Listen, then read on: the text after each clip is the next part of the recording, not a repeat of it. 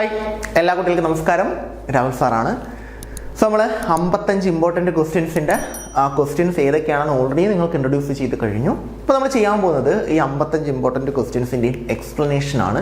എങ്ങനെ ആൻസർ എഴുതണം, എത്ര മാർക്കിന് ചോദിച്ചാൽ നിങ്ങൾ എവിടം വരെ എഴുതണം, എന്തൊക്കെയായിരിക്കും അതിനകത്ത് ചോദിക്കാൻ ചാൻസ് ഉള്ളത്, ഏതൊക്കെ രീതിയിലാണ് ക്വസ്റ്റ്യൻ വരുന്നത്, നിങ്ങൾ എങ്ങനെ ആൻസർ ചെയ്യണം, ഇതിനെപ്പറ്റിയൊക്കെ ആയിരിക്കും നമ്മൾ ഇന്നത്തെ ക്ലാസ്സിൽ ഡിസ്കസ് ചെയ്യാൻ പോകുന്നത്. സോ ആദ്യം നമ്മൾ ചെയ്തത് 17 ക്വസ്റ്റ്യൻസ് ആയിരുന്നു. ഈ 17 ക്വസ്റ്റ്യൻ്റെയും ആൻസർ ഇത്ര മാർക്കിന് ചോദിച്ചാൽ നിങ്ങൾ എത്ര വരെ എഴുതണം, എന്തൊക്കെയായിരിക്കും അതിനകത്ത് ചോദിക്കാൻ ചാൻസ് ഉള്ളത്, ഇതൊക്കെയായിരിക്കും നമ്മൾ ഡിസ്കസ് ചെയ്യാൻ പോകുന്നത്. സോ നമുക്ക് ക്ലാസ്സിലോട്ട് പോകും. എക്സ്പ്ലനേഷൻസ് ആണ്. അപ്പം ആദ്യത്തെ ടോപ്പിക്ക് നമ്മൾ ഓൾറെഡി പറഞ്ഞു, സൊല്യൂഷനിൽ ചോദിക്കാൻ ചാൻസ് ഉള്ള molality, mole fraction, mass percentage ആണ്. അത് ഡയറക്റ്റായിട്ട് ക്വസ്റ്റ്യൻ ചോദിക്കുന്നതാണ്. ചിലപ്പോൾ മൊളാലിറ്റി തരാം, അല്ലെങ്കിൽ മോൾ ഫ്രാക്ഷൻ തരാം, അല്ലെങ്കിൽ മൊളാലിറ്റി തരാം. ആ ഇക്വേഷനകത്ത് നിന്ന് ഏതെങ്കിലും ഒരു ക്വസ്റ്റ്യൻ ചോദിക്കും. ഇപ്പോൾ മൊളാലിറ്റി എന്ന് പറഞ്ഞു കഴിഞ്ഞാൽ നമ്മൾ ഓൾറെഡി പഠിച്ചിട്ടുണ്ട്. മൊളാരിറ്റി ഇക്വേഷൻ നമ്മൾ ഓൾറെഡി പഠിച്ചതാണ്. ഓക്കെ, ഇവിടെ എഴുതാം. ഓക്കെ, മൊളാരിറ്റി എന്ന് പറയുന്നത് number of moles of solute divided by volume of solution in litre. ഇതാണ് നമ്മൾ നോർമലി എന്തിനു വേണ്ടി പഠിക്കുന്നത്, മൊളാരിറ്റി ഇക്വേഷനായിട്ട് പഠിക്കുന്നത് അല്ലേ. Number of moles of solute divided by volume of solution litre. ഈ number of moles capital M ആണ് നമ്മൾ മൊളാരിറ്റിക്ക് കൊടുക്കുന്നത്. അപ്പോൾ capital M is equal to number of moles of സൊല്യൂട്ടിനെ നമ്മളൊന്ന് റീഅറേഞ്ച് ചെയ്യുന്നുണ്ട്. എങ്ങനെ റീഅറേഞ്ച് ചെയ്യുന്നത്, വെയിറ്റ് ഓഫ് സൊല്യൂട്ടിനെ ഞാൻ W2, രണ്ടാമത്തെ ആളെയാണ് സൊല്യൂട്ട് എന്ന് വിളിക്കുന്നത്. Weight of solute divided by molar mass of solute into volume of solution in litre. ഇതാണ് ഇക്വേഷൻ. അപ്പം മൊളാരിറ്റിയുടെ ഇക്വേഷൻ ഇങ്ങനെയാണ് വരുന്നത്. ഞാൻ മൊളാരിറ്റിയുടെ ക്വസ്റ്റ്യനോട് എഴുതുന്നത്. മൊളാരിറ്റിയുടെ ഇക്വേഷൻ നമുക്കൊന്ന് എഴുതാം. So molarity capital M is equal to അല്ലേ വെയിറ്റ് ഓഫ് സൊല്യൂട്ട്. അപ്പം ഞാൻ സൊല്യൂട്ട് എന്ന് എഴുതുകയാണ്. Weight of solute divided by അല്ലേ molar mass of solute into volume of solution in litre. പല രീതിയിൽ നമുക്ക് ക്വസ്റ്റ്യൻ ചോദിക്കാം. ഒന്നാമത്തെ രീതി എന്ന് പറയുന്നത് നമുക്ക് വേണമെങ്കിൽ മൊളാരിറ്റി കണ്ടുപിടിക്കാനായിട്ട് ചോദിക്കാം. അപ്പം നമുക്ക് സൊല്യൂട്ടിൻ്റെ വെയിറ്റും സൊല്യൂട്ടിൻ്റെ മോളാർ മാസും വോളിയം ഒക്കെ തരും. പിന്നെ പ്രത്യേകം ശ്രദ്ധിക്കേണ്ടത്, നമുക്ക് സൊല്യൂട്ട് ആരാണെന്ന് പറയുകയാണെങ്കിൽ, ഫോർ എക്സാമ്പിൾ ക്വസ്റ്റ്യനകത്ത് NaCl എന്ന് പറയുകയാണ് സൊല്യൂട്ട്. അങ്ങനെയാണെങ്കിൽ അവർ മോളാർ മാസ് തരത്തില്ല. കാരണം NaClൻ്റെ മോളാർ മാസ് നിങ്ങൾ കണ്ടുപിടിക്കണം. എങ്ങനെ കണ്ടുപിടിക്കുന്നത്, എണ്ണയുടെ മോളാർ മാസും Clൻ്റെ മോളാർ മാസും കൂടെ കൂട്ടിയാൽ മതി. അപ്പോൾ NaClൻ്റെ മോളാർ മാസായി. അപ്പം അങ്ങനെ ചോദിക്കാം. അപ്പം മൊളാരിറ്റി കണ്ടുപിടിക്കാൻ പറയാം. അപ്പം വെയിറ്റ് തരും, ഇത്ര വെയിറ്റ് NaCl എടുക്കുന്നു എന്ന് പറയും, ഇത്ര ലിറ്റർ സൊല്യൂഷൻ ആണെന്ന് പറയും. ചിലപ്പം ലിറ്ററിന് പകരം മില്ലി ലിറ്റർ എന്ന് പറഞ്ഞ് ക്വസ്റ്റ്യൻ തരാം. അപ്പം നിങ്ങൾ മുകളിലൊരു 1000 കൊണ്ട് ഇൻറ്റു ചെയ്താൽ മതി. ഇവിടെ മില്ലി ലിറ്ററിലാണ് തരുന്നതെങ്കിൽ മുകളിലൊരു 1000 കൊണ്ട് ഇൻറ്റു ചെയ്യും. അത്രയും മാത്രം ആലോചിച്ചാൽ മതി. അപ്പം ഇതിനകത്ത് ചിലപ്പോൾ നമുക്കിതാ മൊളാരിറ്റി ഓഫ് സൊല്യൂട്ട് ആയിരിക്കും കണ്ടുപിടിക്കാൻ ചോദിക്കുന്നത്. അപ്പം നിങ്ങൾക്ക് മൊളാരിറ്റിയും വെയിറ്റും വോളിയും ഒക്കെ തരും. ഇതിൽ ഒരെണ്ണം കണ്ടുപിടിക്കാൻ പറഞ്ഞാൽ ബാക്കിയുള്ളതെല്ലാം ക്വസ്റ്റ്യനകത്ത് തന്നെ കാണും. അത് ഐഡൻറ്റിഫൈ ചെയ്ത് എഴുതേണ്ടത് നിങ്ങളുടെ ഉത്തരവാദിത്തമാണ്. അപ്പോൾ കറക്റ്റായിട്ട് ക്വസ്റ്റ്യൻ നോക്കി മനസ്സിലാക്കി ചെയ്തിട്ട് വേണം പോകാനായിട്ട്. എങ്കിൽ നിങ്ങൾക്ക് സുഖമായിട്ട് ആൻസർ ചെയ്യാൻ പറ്റുന്ന ഒരു സെക്ഷനാണ് മൊളാരിറ്റി. സുഖമായിട്ട് കിട്ടും. ഇതേ കണക്കൊരു ഇക്വേഷൻ തന്നെയാണ് നമുക്ക് മൊളാലിറ്റിക്കും വരുന്നത്. സോ ഞാൻ 55 ഇമ്പോർട്ടൻറ്റ് ക്വസ്റ്റ്യൻ എന്ന് വായിക്കുകയാണ്. ഓക്കെ, സോ ഇതേ ഒരു ബേസ് ഒരു ഇക്വേഷൻ തന്നെയാണ് ആർക്കും വരുന്നത്, നമ്മുടെ മൊളാലിറ്റിക്കും വരുന്നത്. അപ്പം ഞാൻ ഇക്വേഷൻ ഡയറക്റ്റായിട്ട് എഴുതാം. മൊളാലിറ്റിയുടെ ഇക്വേഷൻ എന്ന് പറയുന്നത് സ്മാൾ എം, ക്യാപിറ്റൽ എമ്മിന് പകരം സ്മാൾ എം ആണ്. Small M is equal to same equation തന്നെ, weight of solute okay divided by molar mass of solute into kilogram of solvent.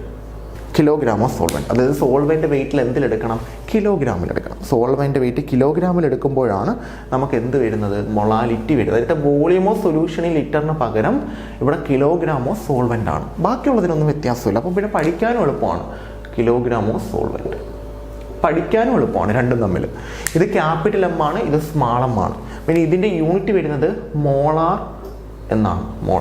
ഇതിൻ്റെ യൂണിറ്റ് വരുന്നത് മോളാൽ എന്നാണ്. അതാണ് വ്യത്യാസം. കാരണം ഈ term wait of solute, molar mass of solute, അത് രണ്ടു പേർക്ക് സെയിം ആണ്. പിന്നെ ഇവിടെ വോളിയം ഓഫ് സൊല്യൂഷൻ്റെ വോളിയമാണ്, ഇവിടെ സോൾവെൻറ്റിൻ്റെ വെയിറ്റ് ആണ്. അത്രയേ ഉള്ളൂ വ്യത്യാസം വരും. ഇവിടെ അതേ കണക്ക് തന്നെ ചിലപ്പോൾ മൊളാലിറ്റി ചോദിക്കാം, അല്ലെങ്കിൽ സൊല്യൂട്ടിൻ്റെ മോളാർ മാസ് ചോദിക്കാം, അല്ലെങ്കിൽ സൊല്യൂട്ടിൻ്റെ വെയിറ്റ് ചോദിക്കാം. ഏതാണോ ചോദിക്കുന്നത് അതൊഴികെയുള്ള ബാക്കി എല്ലാവരുടെയും ആൻസർ ക്വസ്റ്റ്യനകത്ത് തന്നെ കാണും, അല്ലെങ്കിൽ ബാക്കി എല്ലാവരുടെയും വാല്യൂ ക്വസ്റ്റ്യനകത്ത് തന്നെ കാണും. അപ്പോൾ ദൈവത്തോട് പ്രാർത്ഥിക്കുക ഈ ക്വസ്റ്റ്യൻ ചോദിക്കാനായിട്ട്. കാരണം ഡയറക്റ്റായിട്ട് സബ്സ്റ്റിറ്റ്യൂട്ട് ചെയ്ത് ഡയറക്റ്റായിട്ട് ചെയ്യാൻ പറ്റുന്ന ക്വസ്റ്റ്യനാണ്. പിന്നെ വരുന്നത് മോൾ ഫ്രാക്ഷനാണ്. മോൾ ഫ്രാക്ഷൻ കണ്ടുപിടിക്കുന്ന കൈ എന്നാണ് മോൾ ഫ്രാക്ഷൻ റെപ്രസെന്റ് ചെയ്യുന്നത്. Mole fraction is equal to number of moles of one component. Number of moles of one component, ഒരു കമ്പോണന്റിന്റെ number of moles divided by total number of moles. Total number of moles into 100. അതായത് നമുക്ക് പെർസെൻറ്റേജിലാണ് ചോദിക്കുന്നതെങ്കിൽ നമ്മൾ പെർസെൻറ്റേജിലല്ല ചോദിക്കുന്നത് കുഴപ്പമില്ല. Mole fraction എന്ന് പറഞ്ഞാൽ പെർസെൻറ്റേജിലും ചോദിക്കാം അല്ലാതെയും ചോദിക്കാം. എന്തായാലും നിങ്ങൾ ചെയ്യേണ്ടത് ആരുടെയാണോ മോൾ ഫ്രാക്ഷൻ കണ്ടുപിടിക്കേണ്ടത്. ഇപ്പം നമുക്ക് 2 പേര് കാണും, 2 പേരിൽ ഒരാളുടെ മോൾ ഫ്രാക്ഷൻ ആയിരിക്കും കണ്ടുപിടിക്കാൻ ചോദിക്കുന്നത്. അല്ലെങ്കിൽ 3 പേര് കാണും, 3 പേരിൽ ഒരാളുടെ മോൾ ഫ്രാക്ഷൻ ആയിരിക്കും കണ്ടുപിടിക്കാൻ പറയുന്നത്.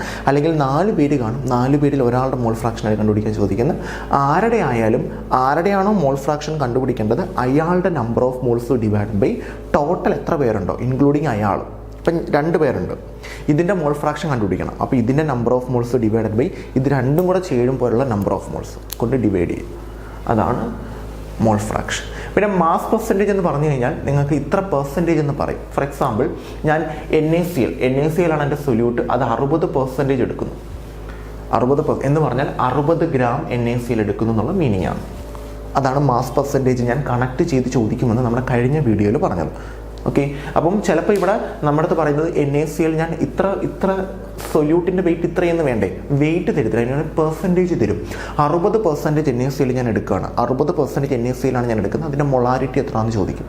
അപ്പോൾ 60% എന്ന് പറയുമ്പോഴത്തേക്ക് 60 ഗ്രാം ആക്കി നിങ്ങൾ എടുക്കണം. അത്രയും മാത്രം ആലോചിച്ചാൽ മതി. സോ ഈ 3 സെക്ഷനും വളരെ ഇമ്പോർട്ടൻ്റ് ആണ്. Molarity, mole fraction. അടുത്ത സെക്ഷനിലോട്ട് പോകുമ്പോഴത്തേക്ക് നമുക്ക് ഹെൻറീസ് ലായും റൗൾസ് ലായും അതിൻ്റെ ആപ്ലിക്കേഷനുമാണ്. ഹെൻറീസ് ലാ എന്ന് പറഞ്ഞു കഴിഞ്ഞാൽ pressure of a gas directly proportional to mole fraction ആണ്. ഇവിടെയും pressure of a gas, partial pressure of a gas directly proportional to mole fraction ആണ്. രണ്ടും ഒരേ ഇക്വേഷൻ തന്നെയാണ് അല്ലേ. ഇവിടുത്തെ വരുന്നതെന്ന് പറയുന്നത് P=KH × കൈ ആണ് അല്ലേ, മോൾ ഫ്രാക്ഷൻ. ഇവിടെ വരുന്നത് P=P0 × കൈ ആണ്. ഇതാണ് വ്യത്യാസം വരുന്നത് അല്ലേ. ഇവിടെ രണ്ടിടത്ത് P ആണ്, ഇവിടെ P directly proportional to mole fraction ആണ്. ഇവിടെയും pressure directly proportional to mole fraction, ഇവിടെയും pressure directly proportional to mole fraction. പക്ഷേ ഇവിടെ പ്രൊപ്പോർഷണാലിറ്റി സൈൻ മാറ്റാൻ കൊടുക്കുന്ന KH, ഹെൻറീസ് കോൺസ്റ്റന്റ്. ഇവിടെ പ്രൊപ്പോർഷണാലിറ്റി സൈൻ മാറ്റാൻ കൊടുക്കുന്നത് എന്താ, partial pressure of pure component partial pressure. Okay, അപ്പോൾ ഹെൻറീസ് ലൈം റൗൾസ് ലൈം എന്താണ് ഡെഫിനിഷൻ എന്ന് പഠിച്ചു വെച്ചേക്കുക. അവിടെ പറയുന്നത് pressure of a gas directly proportional to mole fraction. ഇവിടെ പറയുന്നത് four volatile liquids partial pressure of a gas is directly proportional to mole fraction. രണ്ടും ഇമ്പോർട്ടൻ്റ് ആണ്. അതിൻ്റെ ആപ്ലിക്കേഷൻ വരുമ്പോഴാണ് ഹെൻറീസ് ലായ്ക്ക് നമ്മൾ 3 ആപ്ലിക്കേഷൻ പറഞ്ഞിട്ടുണ്ട്. ഒന്ന് സ്ക്യൂബ ഡൈവേഴ്സിൻ്റെ കേസ്, 2 മൗണ്ടൻ ക്ലൈംബേഴ്സിൻ്റെ കേസ്, 3 സോഡ വാട്ടർ. ഈ 3 ആപ്ലിക്കേഷനും പഠിച്ചു വെച്ചേക്കുക. കാരണം 2 മാർക്കിനാണ് ചോദിക്കുന്നതെങ്കിൽ, 1 മാർക്കിനാണ് ചോദിക്കുന്നതെങ്കിൽ ഹെൻറീസ് ലാ എന്താണെന്ന് ഡെഫിനിഷൻ എഴുതുക, അതിൻ്റെ ഇക്വേഷൻ മാത്രം എഴുതി വെക്കുക, വേറെ ഒന്നും എഴുതാൻ നിൽക്കരുത്. 2 മാർക്കിനാണ് ചോദിക്കുന്നതെങ്കിൽ ഹെൻറീസ് ലാ എഴുതുക, അതിൻ്റെ ഇക്വേഷൻ എഴുതുക, അതിനുശേഷം അതിൻ്റെ ആപ്ലിക്കേഷനും കൂടെ എഴുതി വെക്കുക. 3 application, scuba diverse, then mountain climbers, then soda water. ഇത് 3 ഹെൻറീസ് ലാ ബേസ് ചെയ്യുന്നതാണ്. റൗൾസ് ലാ ആണെങ്കിൽ 1 മാർക്കിന് ചോദിച്ചാൽ റൗൾസ് ലായുടെ ഡെഫിനിഷൻ എഴുതുക, റൗൾസ് ലായുടെ ഇക്വേഷൻ എഴുതുക, P=P0 × കൈ. അതിനുശേഷം അതിന് ആപ്ലിക്കേഷൻ നമ്മൾ വരുന്നില്ല, അതിൻ്റെ ആപ്ലിക്കേഷൻ സെക്ഷൻ അല്ല നമുക്ക് വരുന്നത്. പിന്നെ നമുക്ക് വരുന്നത് എന്ന് പറയുന്നത് അതുമായിട്ട് ബന്ധപ്പെട്ട് നമ്മൾ സൊല്യൂഷൻസിനെ 2ആയിട്ട് ക്ലാസിഫൈ ചെയ്യുന്നുണ്ട്, ഐഡിയൽ സൊല്യൂഷനും നോൺ ഐഡിയൽ സൊല്യൂഷനും. അതാണ് നിങ്ങൾ എഴുതി വെക്കേണ്ടത്. ഒരു ആപ്ലിക്കേഷൻ അല്ല, അത് ആ ലോയെ ബേസ് ചെയ്ത് നമ്മൾ സൊല്യൂഷൻസിനെ അല്ലെങ്കിൽ വോളറ്റൈൽ ആയിട്ടുള്ള ലിക്വിഡ്സിനെ നമ്മൾ 2ആയിട്ട് ക്ലാസിഫൈ ചെയ്യാം. അത് ഐഡിയൽ സൊല്യൂഷനും നോൺ ഐഡിയൽ സൊല്യൂഷനുമാണ്. അപ്പോൾ ഒരിക്കലും റൗൾസ് ലായുടെ ആപ്ലിക്കേഷൻ അവർ ചോദിക്കാറില്ല. റൗൾസ് ലാ ചോദിച്ചാൽ എന്താണ് റൗൾസ് ലാ എന്ന് മാത്രമേ ചോദിക്കാറുള്ളൂ. മിനിമം 1 മാർക്ക്, അതിനപ്പുറത്തോട്ട് നമുക്ക് റൗൾസ് ലാ ചോദിച്ചിട്ടില്ല. പക്ഷേ ഹെൻറീസ് ലാ അങ്ങനല്ല. 1 മാർക്കിന് ചോദിച്ചിട്ടുണ്ട്, 3 മാർക്കിന് ചോദിച്ചിട്ടുണ്ട്, 2 മാർക്കിന് ചോദിച്ചിട്ടുണ്ട്. ഈ സമയത്തെല്ലാം 1 മാർക്കിന് ചോദിച്ചാൽ ഹെൻറീസ് ലാ എന്താണ് ഇക്വേഷൻ മാത്രം, 2 മാർക്കിനോ 3 മാർക്കിനോ ചോദിച്ചാൽ ഹെൻറീസ് ലാ എന്താണ് ആപ്ലിക്കേഷൻ എന്താണ്. 3 മാർക്കിന് ചോദിച്ചാൽ ആപ്ലിക്കേഷൻ ഇച്ചിരി ഡീറ്റെയിൽ ആയിട്ട് എഴുതണം. 2 മാർക്കിന് ചോദിച്ചാൽ ആപ്ലിക്കേഷൻ എന്താണെന്ന് മാത്രം എഴുതി വെച്ചാൽ മതി. അതാണ് ഹെൻറീസ് ലായും റൗൾസ് ലായും. മൂന്നാമത് വരുന്നത് ഐഡിയൽ ആൻഡ് നോൺ ഐഡിയൽ സൊല്യൂഷനാണ്. ഡെഫിനറ്റ് ആയിട്ടും ചോദിക്കുന്ന ഒരു സെക്ഷൻ തന്നെയാണ്. റൗൾസ് ലായുടെ റൗൾസ് ലായുടെ ഒരു ക്ലാസിഫിക്കേഷൻ ആയിട്ടാണ്, റൗൾസ് ലാ ബേസ് ചെയ്തിട്ടാണ് നമ്മൾ സൊല്യൂഷൻസിനെ ഐഡിയൽ എന്നും നോൺ ഐഡിയൽ എന്നും 2ആയിട്ട് ക്ലാസിഫൈ ചെയ്യുന്നത്. ഐഡിയൽ എന്ന് പറഞ്ഞു കഴിഞ്ഞാൽ റൗൾസ് ലാ ഒബേ ചെയ്യുന്ന ആൾക്കാരാണ്, നോൺ ഐഡിയൽ എന്ന് പറഞ്ഞാൽ റൗൾസ് ലാ ഒബേ ചെയ്യാത്ത ആൾക്കാരാണ്. അതായത് ഐഡിയൽ സൊല്യൂഷൻ്റെ ഞാൻ മുകളിലോട്ട് മായ്ക്കുകയാണ്. അപ്പോൾ എനിക്ക് കുറച്ച് നിങ്ങൾക്ക് ഒന്ന് എഴുതാൻ പറ്റും, അതിനുവേണ്ടിയാണ് ഞാൻ മുകളിലോട്ട് മായ്ക്കുന്നത് കേട്ടോ. അപ്പോൾ എനിക്കത് ക്ലിയർ ആയിട്ട് എഴുതാൻ പറ്റും, നിങ്ങൾക്കും അത് ഓക്കെ ആയിരിക്കും. അപ്പം 2 ടോപ്പിക്ക് കഴിഞ്ഞ ടോപ്പിക്ക് ജസ്റ്റ് ഒന്ന് മായ്ക്കുന്നതേ ഉള്ളൂ കേട്ടോ. പിന്നെ വരുന്നത് ideal and non ideal solution ആണ്. അതിൽ ഐഡിയൽ സൊല്യൂഷൻ്റെ കാര്യങ്ങൾ നിങ്ങൾ പഠിച്ചു വെച്ചേക്കുക. റൗൾസ് ലോ ഒബേ ചെയ്യുന്ന സൊല്യൂഷൻസ് ആണ് ഐഡിയൽ സൊല്യൂഷന്. അതിൻ്റെ പി എന്ന് പറയുന്നത് P0A P0 കൈ ആയിരിക്കും അല്ലെ. PA ആണെങ്കിൽ P0A കൈ A ആയിരിക്കും. ഇതിൻ്റെ ഡെൽറ്റ എച്ച് മിക്സും അല്ലെ ഡെൽറ്റ വി മിക്സും എന്തിന് ഈക്വൽ ആയിരിക്കും? 0ക്ക് ഈക്വൽ ആയിരിക്കും. ഇതാണ് ഐഡിയൽ സൊല്യൂഷൻ.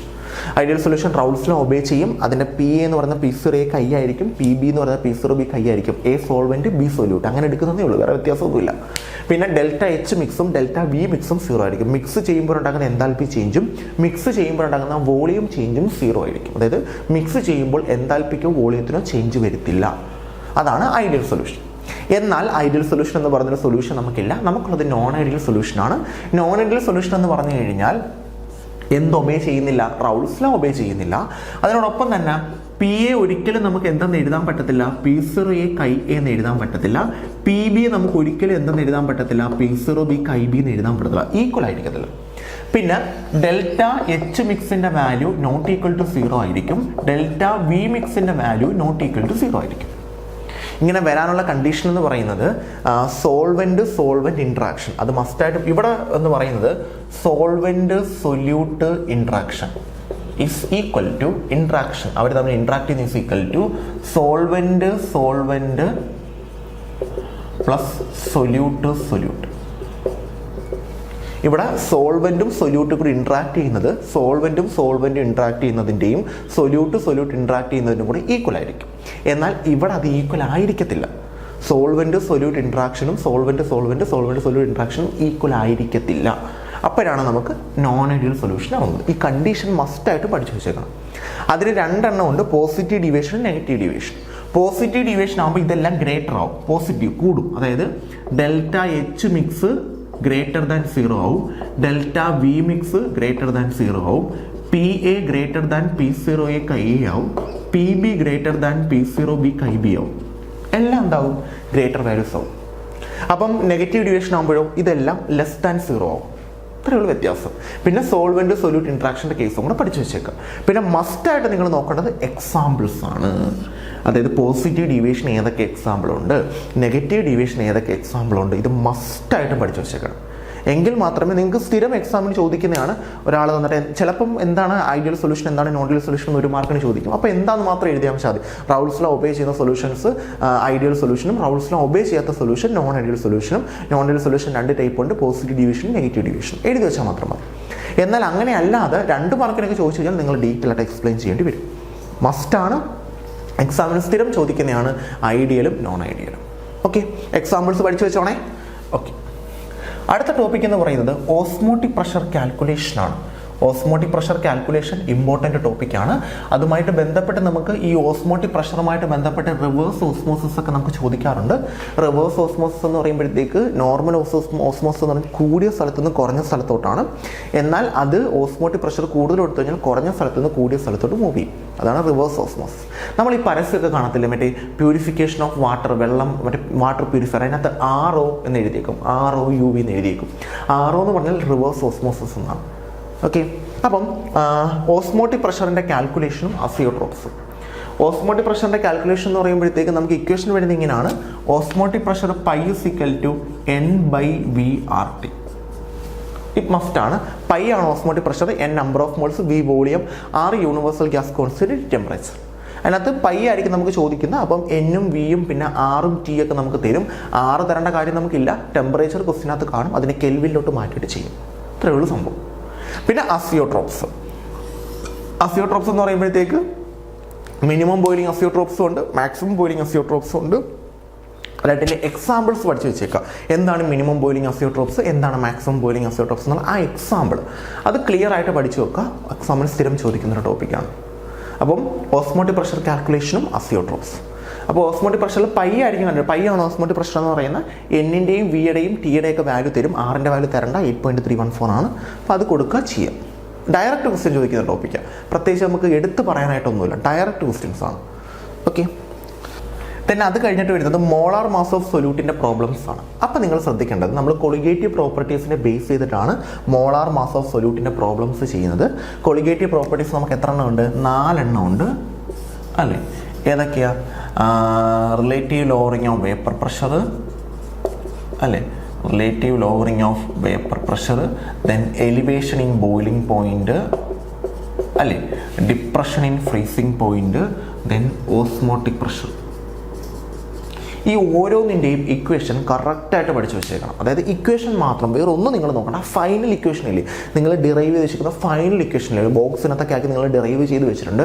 ആ ഫൈനൽ ഇക്വേഷൻ മാത്രം നോക്കിയിട്ട് പോകും, വേറൊന്നും നിങ്ങൾ നോക്കണ്ട. ഫൈനൽ ഇക്വേഷൻ കാണാതെ പഠിച്ചിട്ട് പോകും. അത് വെച്ചിട്ട് പോയി കഴിഞ്ഞാൽ ഈ മോളാർ മാസ് ഓഫ് സൊല്യൂട്ടിൻ്റെ ബേസ് ചെയ്യുന്ന എല്ലാ പ്രോബ്ലംസും നിങ്ങൾക്ക് ചെയ്യാൻ പറ്റും. കാരണം അത്രയ്ക്കും സിമ്പിളാണത്. ഡയറക്റ്റായിട്ട് ഇക്വേഷൻ കൊടുക്കുക, ഡയറക്റ്റായിട്ട് ചെയ്യുക.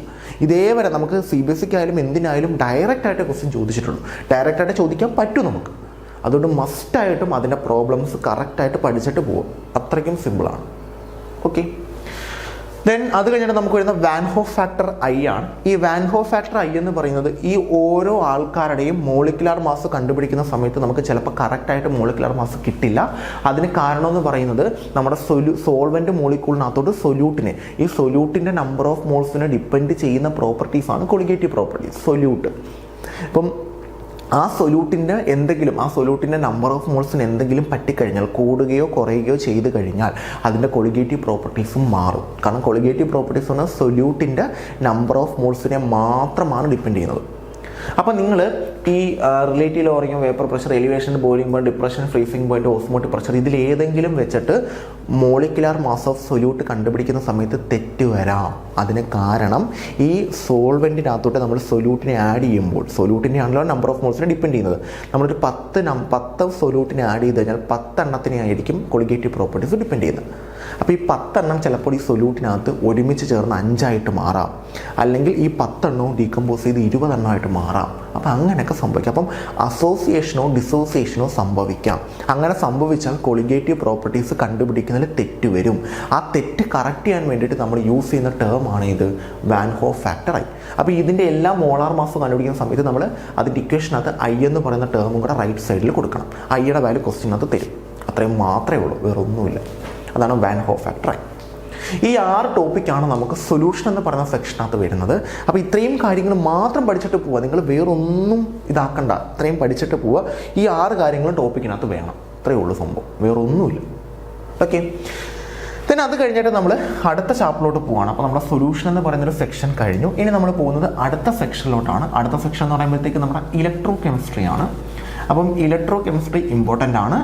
അതിനകത്ത് ഫസ്റ്റ് വൺ എന്ന് പറയുന്നത് ഗാൽവനിക് സെൽ. ഗാൽവനിക് സെല്ലിൽ നമ്മൾ എക്സാമ്പിളായിട്ട് ഡാനിയൽ സെല്ലാണ് പഠിക്കുന്നത് അല്ലേ. ഡാനിയൽ സെല്ലിൽ ആനോടെന്ന് പറയുന്നത് സിങ്കും കാഥോടെന്ന് പറയുന്നത് കോപ്പറുമാണ്. ആനോഡിൽ നടക്കുന്ന പ്രോസസ്സ് Zn2+ 2 ഇലക്ട്രോണായിട്ട് കൺവേർട്ട് ചെയ്യുന്നു. കാഥോഡിൽ Cu2+ 2 ഇലക്ട്രോണിനെ മേടിച്ച് Cu ആവും. ഇതാണ് ഡാനിയൽ സെൽ. അതിൻ്റെ സെൽ റെപ്രസെൻറ്റേഷൻ എഴുതാൻ ചോദിച്ചാൽ, ഡാനിയൽ സെല്ലിൻ്റെ സെൽ റെപ്രസെൻറ്റേഷൻ എഴുതാൻ ചോദിച്ചാൽ ഇങ്ങനെ എഴുതാം. സെൽ റെപ്രസെൻറ്റേഷൻ നമ്മൾ എങ്ങനെ എഴുതുന്ന? Anode / cathode. ഈ / മീനിങ് സാൾട്ട് ബ്രിഡ്ജ് എന്നാണ്. അപ്പോൾ എങ്ങനെ എഴുതണം? ആദ്യം ആനോഡിൽ എന്താ നടക്കുന്നത്? Zn എന്തായിട്ട് കൺവേർട്ട് ചെയ്യുന്നു? Zn2+. എവിടെ ഇരിക്കുന്ന? Aqua solution. അയോൺസ് എല്ലാം സൊല്യൂഷനകത്താണ്. Cu2+ എവിടെ ഇരിക്കുന്ന? അക്വസിൽ. അതെന്തായിട്ട് കൺവേർട്ട് ചെയ്യുന്നു? C. ഇതാണ് നമ്മുടെ ഡാനിയൽ സെല്ലിൻ്റെ സെൽ റെപ്രസെൻറ്റേഷൻ. ഇതാണ് ഡാനിയൽ സെല്ല്, ഇതാണ് റെപ്രസെൻറ്റേഷൻ. എക്സാമിന് സ്ഥിരം ചോദിക്കുന്നതാണ് 1 മാർക്കിന് ഡാനിയൽ സെല്ലിൻ്റെ റെപ്രസെൻറ്റേഷൻ. ഒറ്റയ്ക്കൊരു മാർക്കിന് ചോദിക്കാൻ പറ്റുമോ? അപ്പം മസ്റ്റായിട്ടും ഡാനിയൽ സെല്ലും അതിൻ്റെ റെപ്രസെൻറ്റേഷനും പഠിച്ചിട്ട് പോവാം.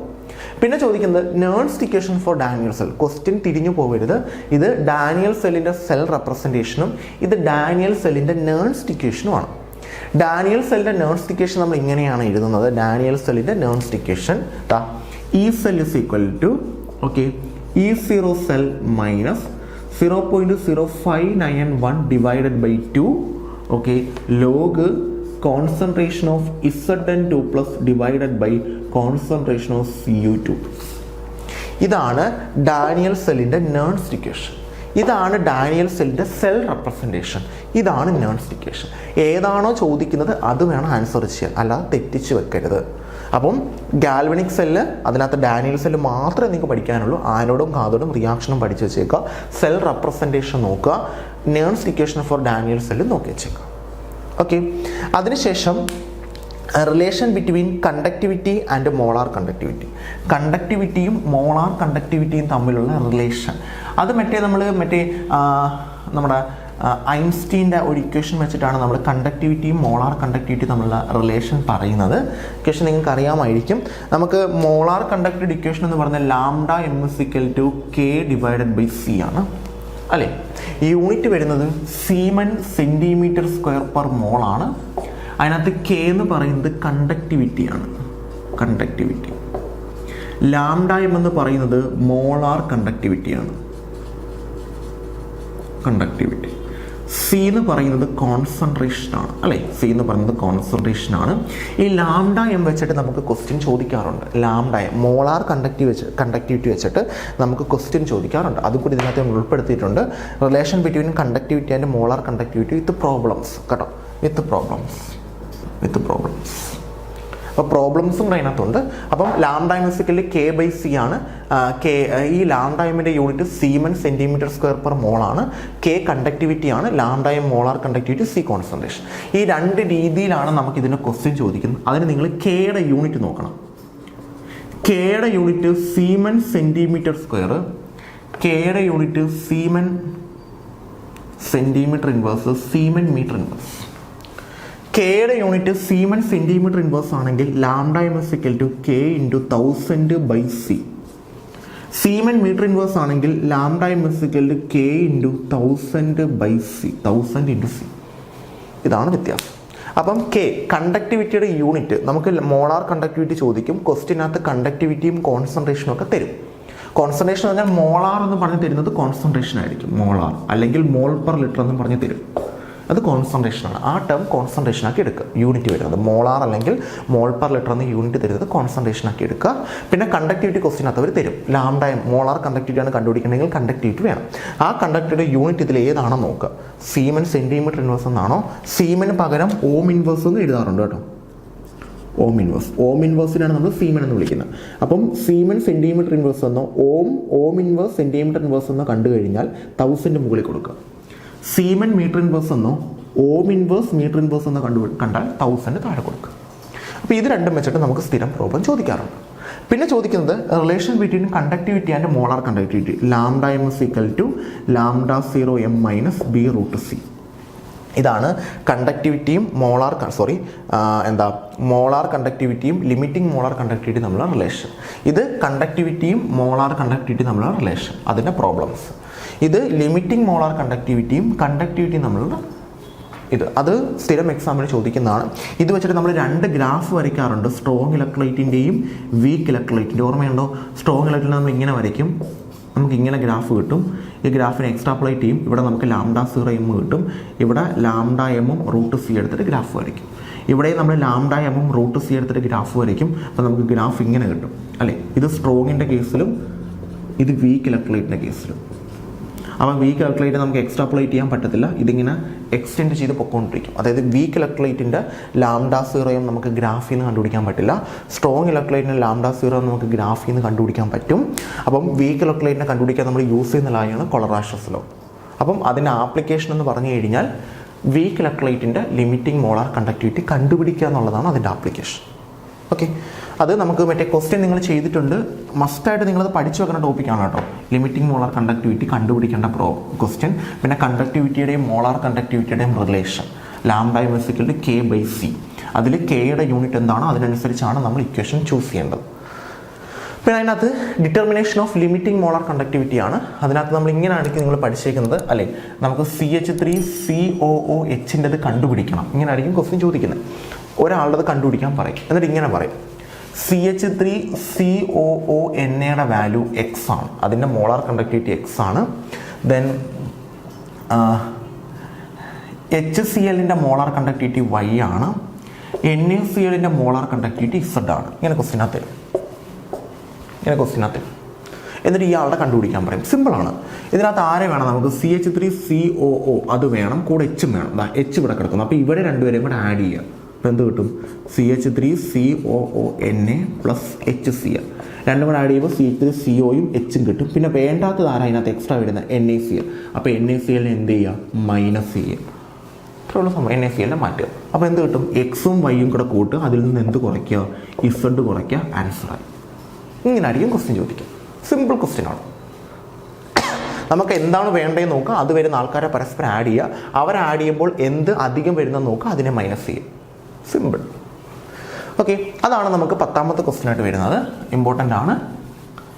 കൊളറാഷസ് ലോ വീക്ക് ഇലക്ട്രോലൈറ്റിൻ്റെ കേസിലാണ്, അതിൻ്റെ ആപ്ലിക്കേഷൻ ആയിട്ടാണ് നമ്മളിത് പഠിക്കുന്നത്.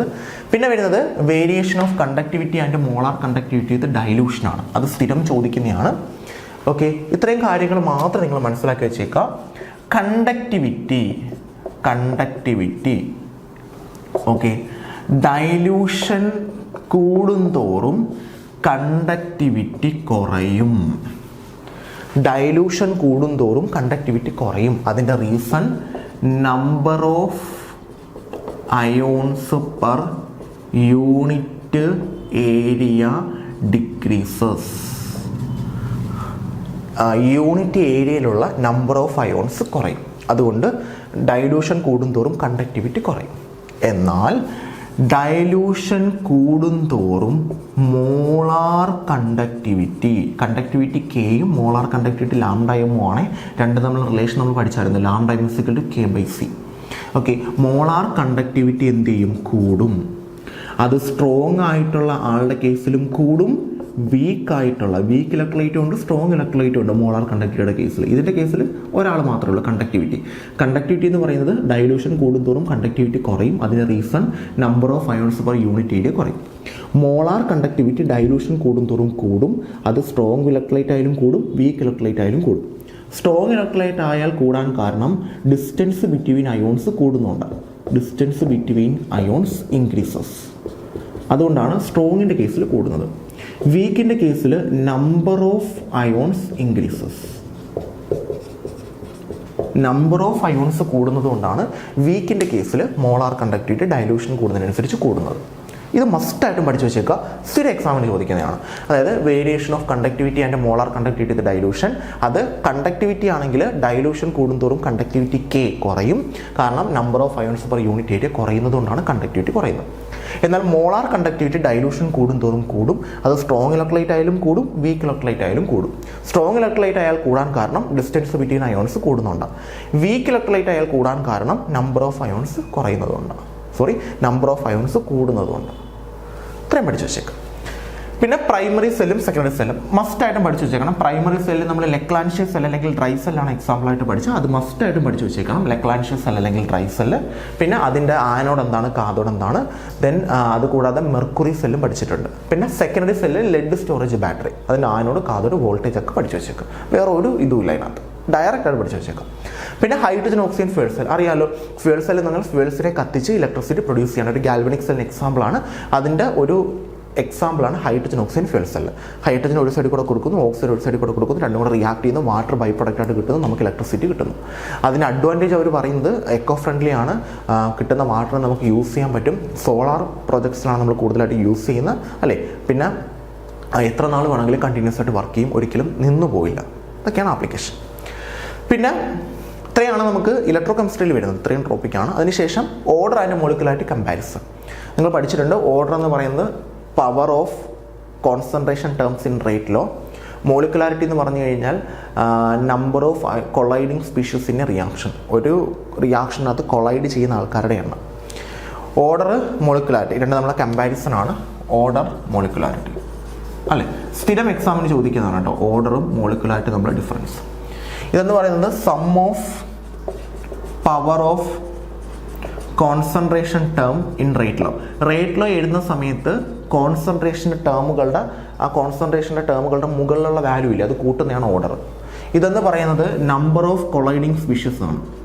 Number of colliding species in a reaction. ഒരു റിയാക്ഷനകത്ത് കൊളൈഡ് ചെയ്യുന്ന സ്പീഷ്യസുകളുടെ എണ്ണം. ഇത് ഓർഡർ എന്ന് പറയുന്നത് എന്തൊക്കെയാകാം? 0 ആകാം, ഫ്രാക്ഷൻ ആകാം, പിന്നെ 1, 2, 3 പോലുള്ള നമ്പേഴ്സ് ആവാം. മോളിക്കുലാരിറ്റി ഒരിക്കലും എന്താവത്തില്ല, 0 ആവത്തില്ല, ഫ്രാക്ഷൻ വരത്തില്ല. എപ്പോഴും എന്തേ ആവത്തുള്ളൂ, 1, 2, 3 പോലുള്ള നമ്പേഴ്സ് വരത്തുള്ളൂ. ഒരിക്കലും 0യോ ഫ്രാക്ഷനോ വരത്തില്ല. ഓർഡർ എന്ന് പറയുന്നത് ഒരിക്കലും 0 വരത്തില്ല, ഫ്രാക്ഷൻ വരത്തില്ല. ഓർഡർ എന്ന് പറഞ്ഞാൽ 0 വരാം, ഫ്രാക്ഷൻ വരാം, 1, 2, 3 ഉള്ള നമ്പേഴ്സ് വരാം. ഇവിടെ മോളിക്കുലാരിറ്റി എപ്പോഴും 1, 2, 3 ഉള്ള നമ്പേഴ്സ് വരത്തുള്ളൂ. ഇതൊരിക്കലും നെഗറ്റീവ് ആവില്ല, ഇതും നെഗറ്റീവ് ആവത്തില്ല. ഈ രണ്ട് ടേം ഒരിക്കലും എന്താവത്തില്ല, നെഗറ്റീവ് ആവത്തില്ല. നെഗറ്റീവ് ആയാൽ ആൻസർ തെറ്റെന്നാണ്. ഒരിക്കലും അവർ എന്താവത്തില്ല, നെഗറ്റീവ് ആവത്തില്ല. പിന്നെ ഈ ഓർഡർ മോളിക്കുലായിട്ട് നമ്മൾ വേറെ ഡിഫറൻസ് എന്ന് പറയുന്നത്, ഇത് നമുക്ക് ഓർഡർ എന്ന് പറയുമ്പോഴത്തേക്ക് സിമ്പിൾ റിയാക്ഷനകത്തും കോംപ്ലക്സ് റിയാക്ഷനകത്ത് നമുക്ക് എന്ത് അപ്ലൈ ചെയ്യാൻ പറ്റും, ഓർഡർ അപ്ലൈ ചെയ്യാൻ പറ്റും. എന്നാൽ ഇത് സിമ്പിൾ റിയാക്ഷൻസിനകത്ത് മാത്രമേ അപ്ലൈ ചെയ്യാൻ പറ്റൂ, കോംപ്ലക്സ് റിയാക്ഷനകത്ത് അപ്ലൈ ചെയ്യാൻ പറ്റത്തില്ല. ഓക്കെ, അപ്പം ജസ്റ്റ് ഓർഡർ എന്താണ്, ഒത്തിരി പോയിന്റ്സ് നിങ്ങൾക്ക് അറിയാം, അതിലൊരു 3-4 പോയിന്റ് മനസ്സിലാക്കി വെച്ചേക്കുക, അത്രയും മാത്രം മതി. 2 മാർക്കിന് ചോദിക്കത്തുള്ളൂ. പിന്നെ പറയുന്നത് ഇൻ്റഗ്രേറ്റഡ് റേറ്റ് ലോ ആണ്. അത് first order, second order, 0 order. First order റിയാക്ഷൻ്റെ കേസിൽ ഇൻ്റഗ്രേറ്റഡ് റേറ്റ് ലോ എല്ലാവർക്കും എഴുതാൻ അറിയായിരിക്കും അല്ലേ. First order, second order, third order 3 പഠിച്ച്, first order, second order, 3rd order 3 പഠിച്ച് വെച്ചേക്കുക. അപ്പോൾ ആദ്യം ഫസ്റ്റ് ഓർഡറിൻ്റെ കേസിൽ ഞാൻ എഴുതാം. ഫസ്റ്റ് ഓർഡറിൻ്റെ കേസിൽ എന്ന് പറയുന്നത് R = അല്ല ഇങ്ങനെ എഴുതാം, KT = 2.303 RT log R0/R. അല്ലേ, K rate constant, T time, ഇത് T ടെമ്പറേച്ചർ ആണ്, R0 initial concentration, R final concentration. 2.303 log R0/R. 2.303 log R0/R. Then 0 order ആണെങ്കിൽ KT = R0 - R. Then second order ആണെങ്കിൽ second order KT = 1/R0 - 1/R. So ഈ 3 equation പഠിച്ചു വെച്ചേക്കും. Integrate law, first order, 0 order, second order. പിന്നെ അതിനുശേഷം activation energy, അറീനിഫിക്കേഷൻ. Activation energy എന്ന് പറഞ്ഞു കഴിഞ്ഞാൽ റിയാക്ടൻ്റ് പ്രൊഡക്റ്റായിട്ട് മാറാൻ വേണ്ട മിനിമം എനർജി. ആ എനർജിയിലാണ് നമ്മുടെ കാറ്റലിസ്റ്റ് ആക്ട് ചെയ്യുന്നത്. കാറ്റലിസ്റ്റ് റിയാക്ഷൻ്റെ വേഗത കൂട്ടുന്നത് ആക്ടിവേഷൻ എനർജി കുറച്ചും, റിയാക്ഷൻ്റെ വേഗത കുറയ്ക്കുന്നത് ആക്ടിവേഷൻ എനർജി കൂട്ടിയായിരിക്കും. പിന്നെ അറീനിഫിക്കേഷൻ അറിയാലോ, K = A(e⁻⁻ അതിനകത്ത് K റേറ്റ് കോൺസ്റ്റൻ്റ് ആണ്, A അറീനിയസ് ഫാക്ടർ ആണ്, പ്രീ എക്സ്പോണൻഷ്യൽ ഫാക്ടർ എന്ന് വിളിക്കും, യൂണിറ്റ് സെക്കൻഡ് ഇൻവേഴ്സ് അല്ലെങ്കിൽ ഹെഡ്സ് ആണ്. ദെൻ EA ആക്ടിവേഷൻ എനർജിയാണ്, R യൂണിവേഴ്സൽ ഗ്യാസ് കോൺസ്റ്റൻ്റ് ആണ്, T ടെമ്പറേച്ചർ ആണ്. അതാണ് അറീനിഫിക്കേഷൻ. അതിൻ്റെ ആ ടേംസും കൂടെ ഒന്ന് പഠിച്ചു വെച്ചേക്കുക. ഒരു ഗ്രാഫ് ഉണ്ട്, നമ്മളിങ്ങനെ ഗ്രാഫ് വരയ്ക്കാറുണ്ട്, ഇങ്ങനെ ഒരു ഗ്രാഫ് നമുക്ക് കിട്ടുന്നുണ്ട്, ആ ഗ്രാഫ് ഓർത്ത് വെച്ചേക്കുക.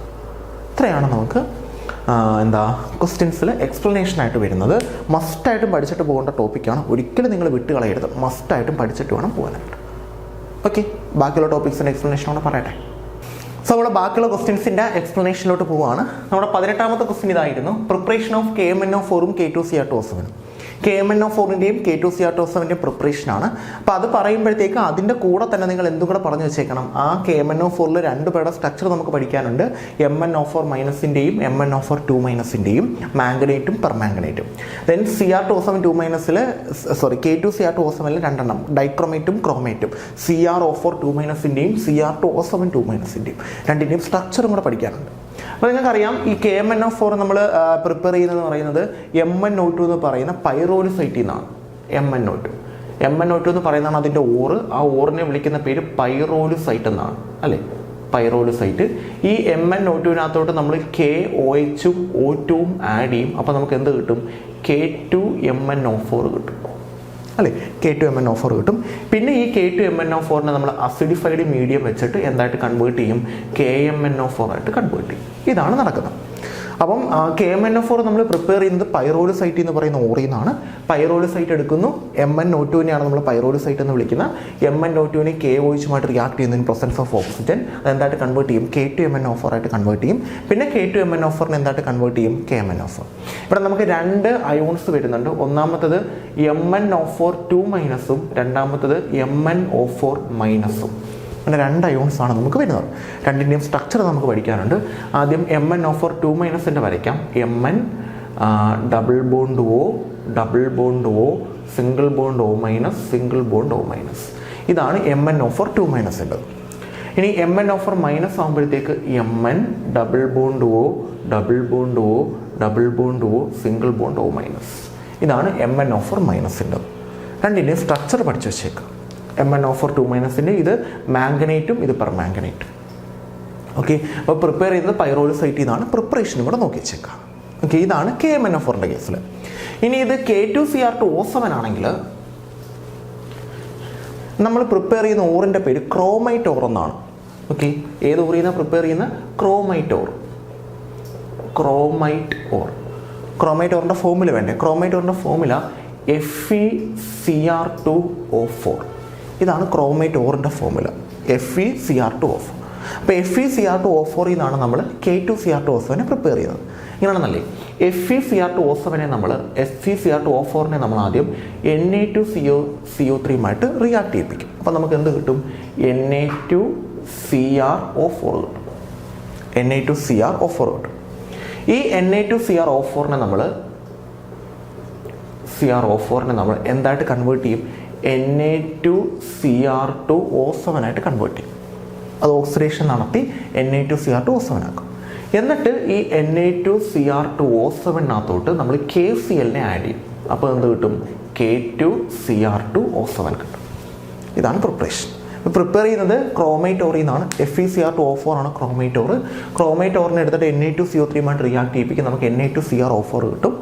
ദെൻ സോഡിയം ക്രോമൈറ്റ് കിട്ടും. ദെൻ സോഡിയം ക്രോമൈറ്റിനെ നമ്മൾ സോഡിയം ഡൈക്രോമൈറ്റ് ആക്കും. Sodium chromite, sodium dichromate. എന്നിട്ട് KCl റിയാക്ട് ചെയ്യുമ്പോൾ പൊട്ടാസ്യം ഡൈക്രോമൈറ്റ് ആക്കും. ഇതിനകത്ത് നമുക്ക് 2 അയോൺസ് വരുന്നുണ്ട്. ഒന്നാമത്തെ അയോൺ Cr2O4 രണ്ടാമത്തെ അയോൺ Cr2O7 2-. 2 അയോൺ വരുന്നുണ്ട്. Cr2O4 Cr2O7. ഇതിനെ ക്രോമൈറ്റും ഇത് ഡൈക്രോമൈറ്റും. ഇത് ക്രോമൈറ്റ് നേരത്തെ മാംഗനേറ്റ് പെർമാംഗനേറ്റ്. ഇത് ക്രോമൈറ്റ് ഡൈക്രോമൈറ്റ്. ഇത് ക്രോമൈറ്റ്, ഇത് ഡൈക്രോമൈറ്റ്. 2 സ്ട്രക്ചർ വരയ്ക്കട്ടെ. ക്രോമൈറ്റിൻ്റെ സ്ട്രക്ചർ എങ്ങനെയാണെന്ന് അറിയാമോ? CrO2-. ഇതാണ് ക്രോമൈറ്റ്. ഇനി ഡൈക്രോമൈറ്റ് ഞാൻ ഇവിടെ വരയ്ക്കാം. ഡൈക്രോമൈറ്റ് ഇങ്ങനെയാണ്. Cr 1 2 3 1 2 3 2-. ഇതാണ് ഡൈക്രോമൈറ്റ്. ഇത് ക്രോമൈറ്റ്, ഇത് ഡൈക്രോമൈറ്റ്. രണ്ടിൻ്റെ സ്ട്രക്ചറുമായി.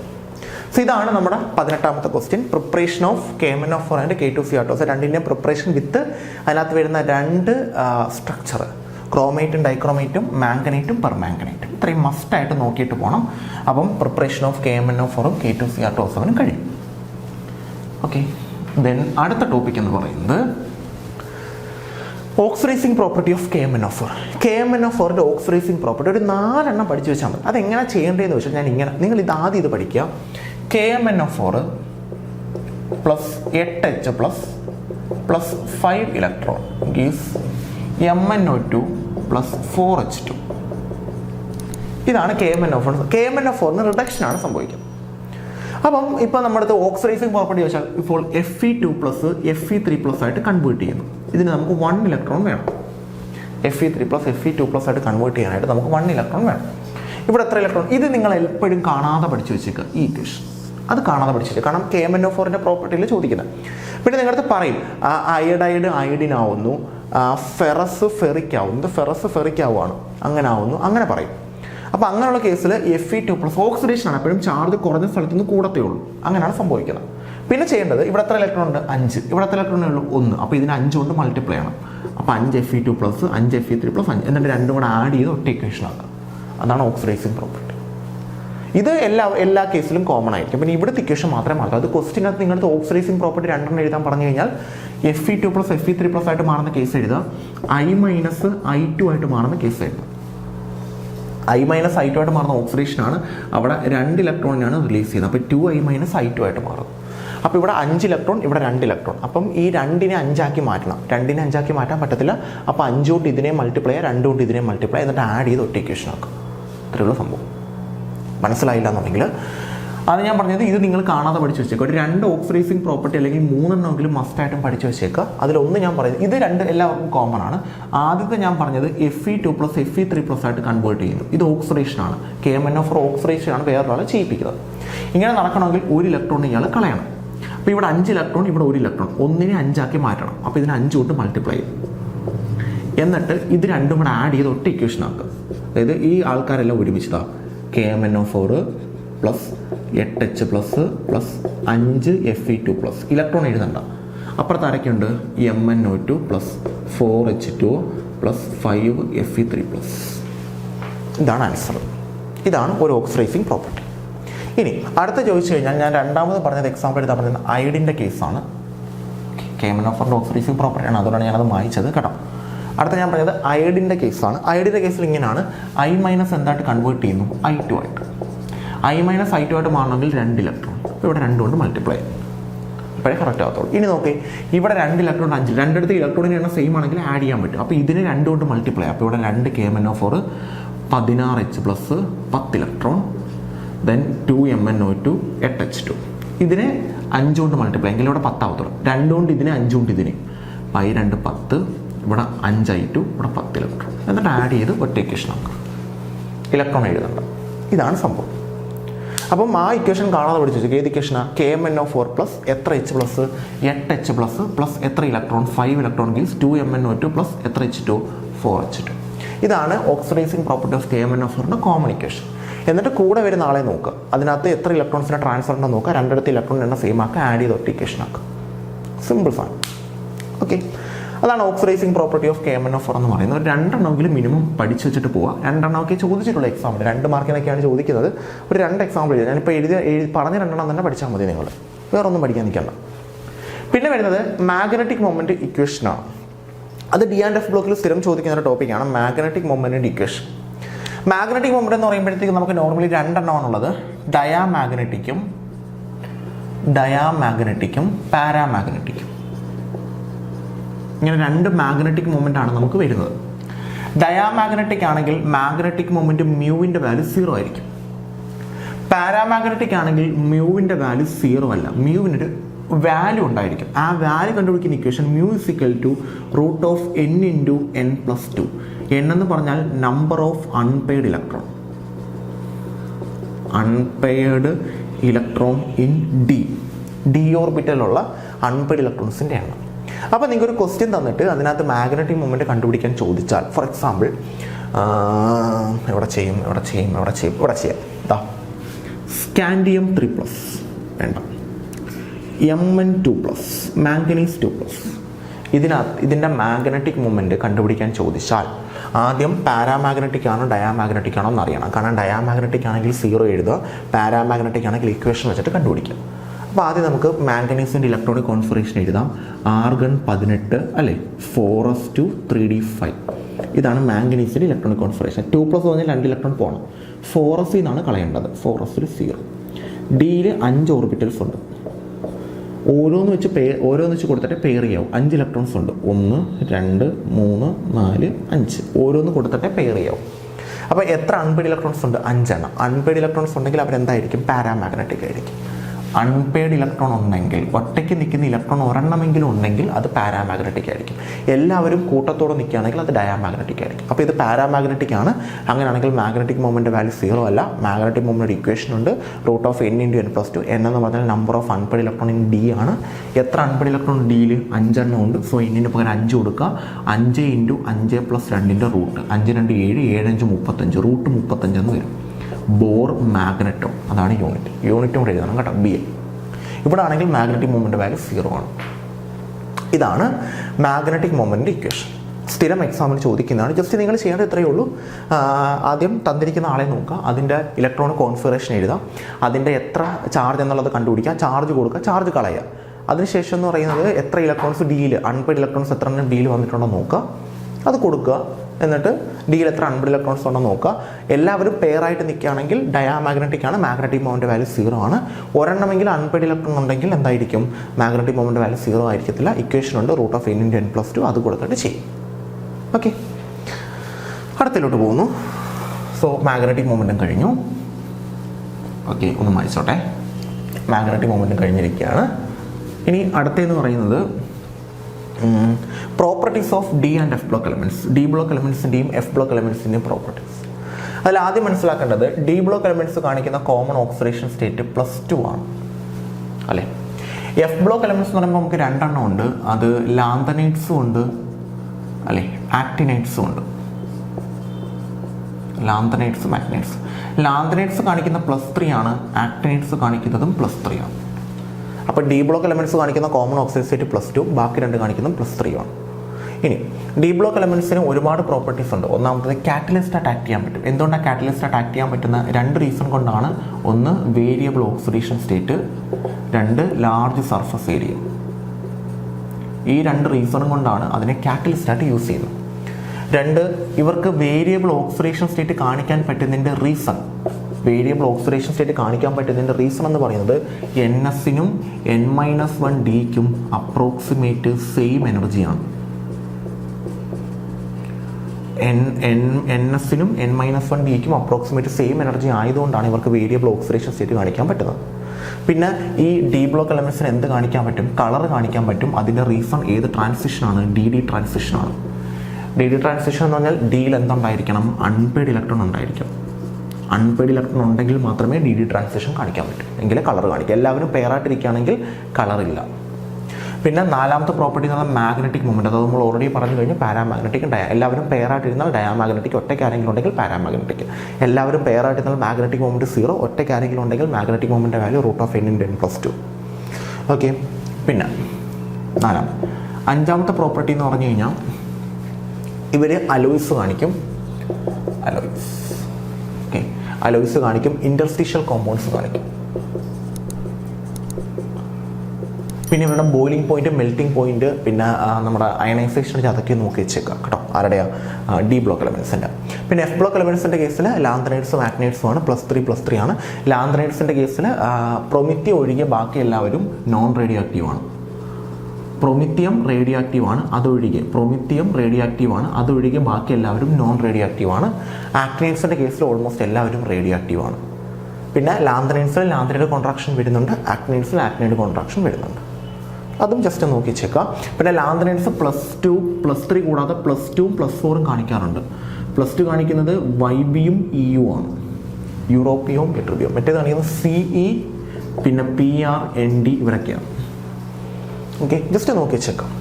അതും കൂടെ ഈ ആക്നൈഡ്സിന് +3 കൂടാതെ +2, +4, +5, +6, +7 അവിടം വരെ കാണിക്കാൻ പറ്റും. +3 കൂടാതെ എല്ലാവരും കാണിക്കുന്നതാണ് കോമൺ എല്ലാവരും കാണിക്കുന്നത് +3 ആണ്. ചില ആൾക്കാർ +2 കാണിക്കാറുണ്ട് +3 കൂടാതെ, ചില ആൾക്കാർ +7 കാണിക്കാറുണ്ട്. എന്നാൽ ലാന്ത്രൈഡ്സിൽ +3 ആണ് എല്ലാവരും കാണിക്കുന്നത്. അത് കൂടാതെ +2ഉം +4ഉം മാത്രമേ കാണിക്കൂ. അത് എല്ലാവരും കാണിക്കില്ല, ചില ആൾക്കാർ. അതിന് എക്സാമ്പിളാണ് പറഞ്ഞത്. പിന്നെ ഡി ബ്ലോക്ക് എലമെൻറ്റ്സിൻ്റെ കേസിൽ +2 ആണ് ഓക്സിഡേഷൻ സ്റ്റേറ്റ്. എല്ലാവരും കാണിക്കുന്നത് +2 ആണ്. പിന്നെ +1 മുതൽ +7 വരെ കാണിക്കുന്ന ആൾക്കാരുണ്ട്. ചില ആൾക്കാർ +1 കാണിക്കും, 2 പേര് ക്രോമിയവും കോപ്പറും +1 കാണിക്കും. പിന്നെ +7 വരെ കാണിക്കുന്ന ആൾക്കാരുണ്ട്. +8 കാണിക്കുന്ന ആളുണ്ട്, ഓസ്മിയം +8 കാണിക്കുന്നത്. അപ്പം അതാണ് അവരുടെ പ്രോപ്പർട്ടീസ് എന്ന് പറയുന്നത്. അപ്പം ജസ്റ്റ് പ്രോപ്പർട്ടീസ് എല്ലാം നോക്കി വെച്ചിട്ട് പോകും, ഡിയുടെയും എഫിൻ്റെയും രണ്ടിൻ്റെയും. ഓക്കെ. പിന്നെ അതിനുശേഷം വരുന്നത് ലാന്ത്രൈഡ് കോൺട്രാക്ഷനും കോൺസിക്വൻസുമാണ്. എന്താണ് ലാന്ത്രൈഡ് കോൺട്രാക്ഷൻ എന്നറിയാലോ? Steady decrease in size of lanthanides from lanthanum to lutetium. നമ്മൾ ലാന്ത്രൈഡ്സിൽ ലെന്താനം മുതൽ ലുട്ടീഷ്യം വരെ ട്രാവൽ ചെയ്യുന്ന സമയത്ത് സ്റ്റഡി ആയിട്ട് സൈസ് എന്ത് ചെയ്യും? കുറയും. ഇതിനെക്കാട്ടി സൈസ് കുറവായിരിക്കും അടുത്ത ആൾക്ക്, അടുത്തതിനെക്കാട്ടി അങ്ങനെ കുറഞ്ഞ് വരും. സ്റ്റഡി ആയിട്ട് കുറയും. ആ സ്റ്റഡി ആയിട്ട് കുറയുന്നതിനെ വിളിക്കുന്ന പേരാണ് ലാന്ത്രൈഡ് കോൺട്രാക്ഷൻ. അതിൻ്റെ ഒരു കോൺസിക്വൻസ് എന്ന് പറയുന്നത് 3D സീരീസിനും 4D സീരീസിനും ഓൾമോസ്റ്റ് സിമിലർ സൈസ് ആയിരിക്കും അല്ലേ? അതായത് നമ്മുടെ 3D സീരീസിൽ scandium, titanium, vanadium, chromium, manganese, iron, cobalt, nickel, copper, zinc അല്ലേ? Then scandium, ytterbium, lanthanum, titanium, zirconium, hafnium, vanadium, niobium, tantalum, chromium, molybdenum, tungsten, manganese, technetium, rhenium, iron, ruthenium, osmium, cobalt, ruthenium, iridium, nickel, copper, zinc, palladium, platinum, copper, silver, gold, zinc, cadmium, mercury. ഇത് 3D സീരീസാണ്. ഇത് 4D സീരീസാണ്. ഇത് 5D സീരീസാണ്. Lanthanide contraction വഴി 4Dക്കും 5Dക്കും almost similar size. അതായത് സിർക്കോണിയത്തിനും ഹാഫ്നിയത്തിനും ഏകദേശം സിമിലർ സൈസാണ്. ദെൻ മോളിഡിനത്തിനും ടങ്സ്റ്റനും ഓൾമോസ്റ്റ് സിമിലർ സൈസാണ്. നിയോബിയം, ടെൻഡാലും ഓൾമോസ്റ്റ് സിമിലർ സൈസാണ്. അപ്പം 4D സീരീസിനും 5D സീരീസിനും ഓൾമോസ്റ്റ് സിമിലർ സൈസ് വരും ലാന്ത്രൈഡ് കോൺട്രാക്ഷൻ വഴി. രണ്ടാമത്തെ കോൺസിക്വൻസ് ഈ ലാന്ത്രനയുടെ കോൺട്രാക്ഷൻ വഴി ഇവരുടെ സെപ്പറേഷൻ ഡിഫിക്കൽട്ട് ആവും. അതായത് ലാന്ത്രനൈറ്റ്സിനെ പരസ്പരം സെപ്പറേറ്റ് ചെയ്യുന്നത് കുറച്ച് ഡിഫിക്കൽട്ട് ആവും. ഏത് റീസൺ വഴി? ലാന്ത്രനയുടെ കോൺട്രാക്ഷൻ എന്ന് പറയുന്ന പ്രോസസ്സ് വഴി ഇവരെ സെപ്പറേറ്റ് ചെയ്യുന്നത് കുറച്ച് ഡിഫിക്കൽട്ട് ആയിരിക്കും. മൂന്നാമത്തത്, ലന്താനത്തിൻ്റെ ഹൈഡ്രോക്സൈഡിനെ വിളിക്കുന്ന പേര് LaOH ത്രൈസ്, ലന്താനം. അങ്ങോട്ട് പോകുമ്പോഴത്തേക്ക് ഓരോരുത്തർക്കും ഹൈഡ്രോക്സൈഡ് ഉണ്ട്. അവസാനത്തെ ആളുടെ ഹൈഡ്രോക്സൈഡിനെ വിളിക്കുന്ന പേര് LuOH ത്രൈസ്. ഇവിടുന്ന് ഇങ്ങോട്ട് പോകും തോറും ഇവരുടെ ബേസിസിറ്റി എന്ന് പറയുന്നത്, ഇവിടുന്ന് അങ്ങോട്ട് പോകും തോറും അവരുടെ ബേസിസിറ്റി കുറയും. അതായത് ഇവിടെ കിടക്കുന്ന ആൾക്കാർക്കും ബേസിസിറ്റി കൂടുതൽ, അങ്ങോട്ട് പോകും തോറും ബേസിസിറ്റി കുറയും. അതിന് റീസൺ, ബേസിക് ആകണമെങ്കിൽ ആരെ കളയണം? OHനെ കളയണം.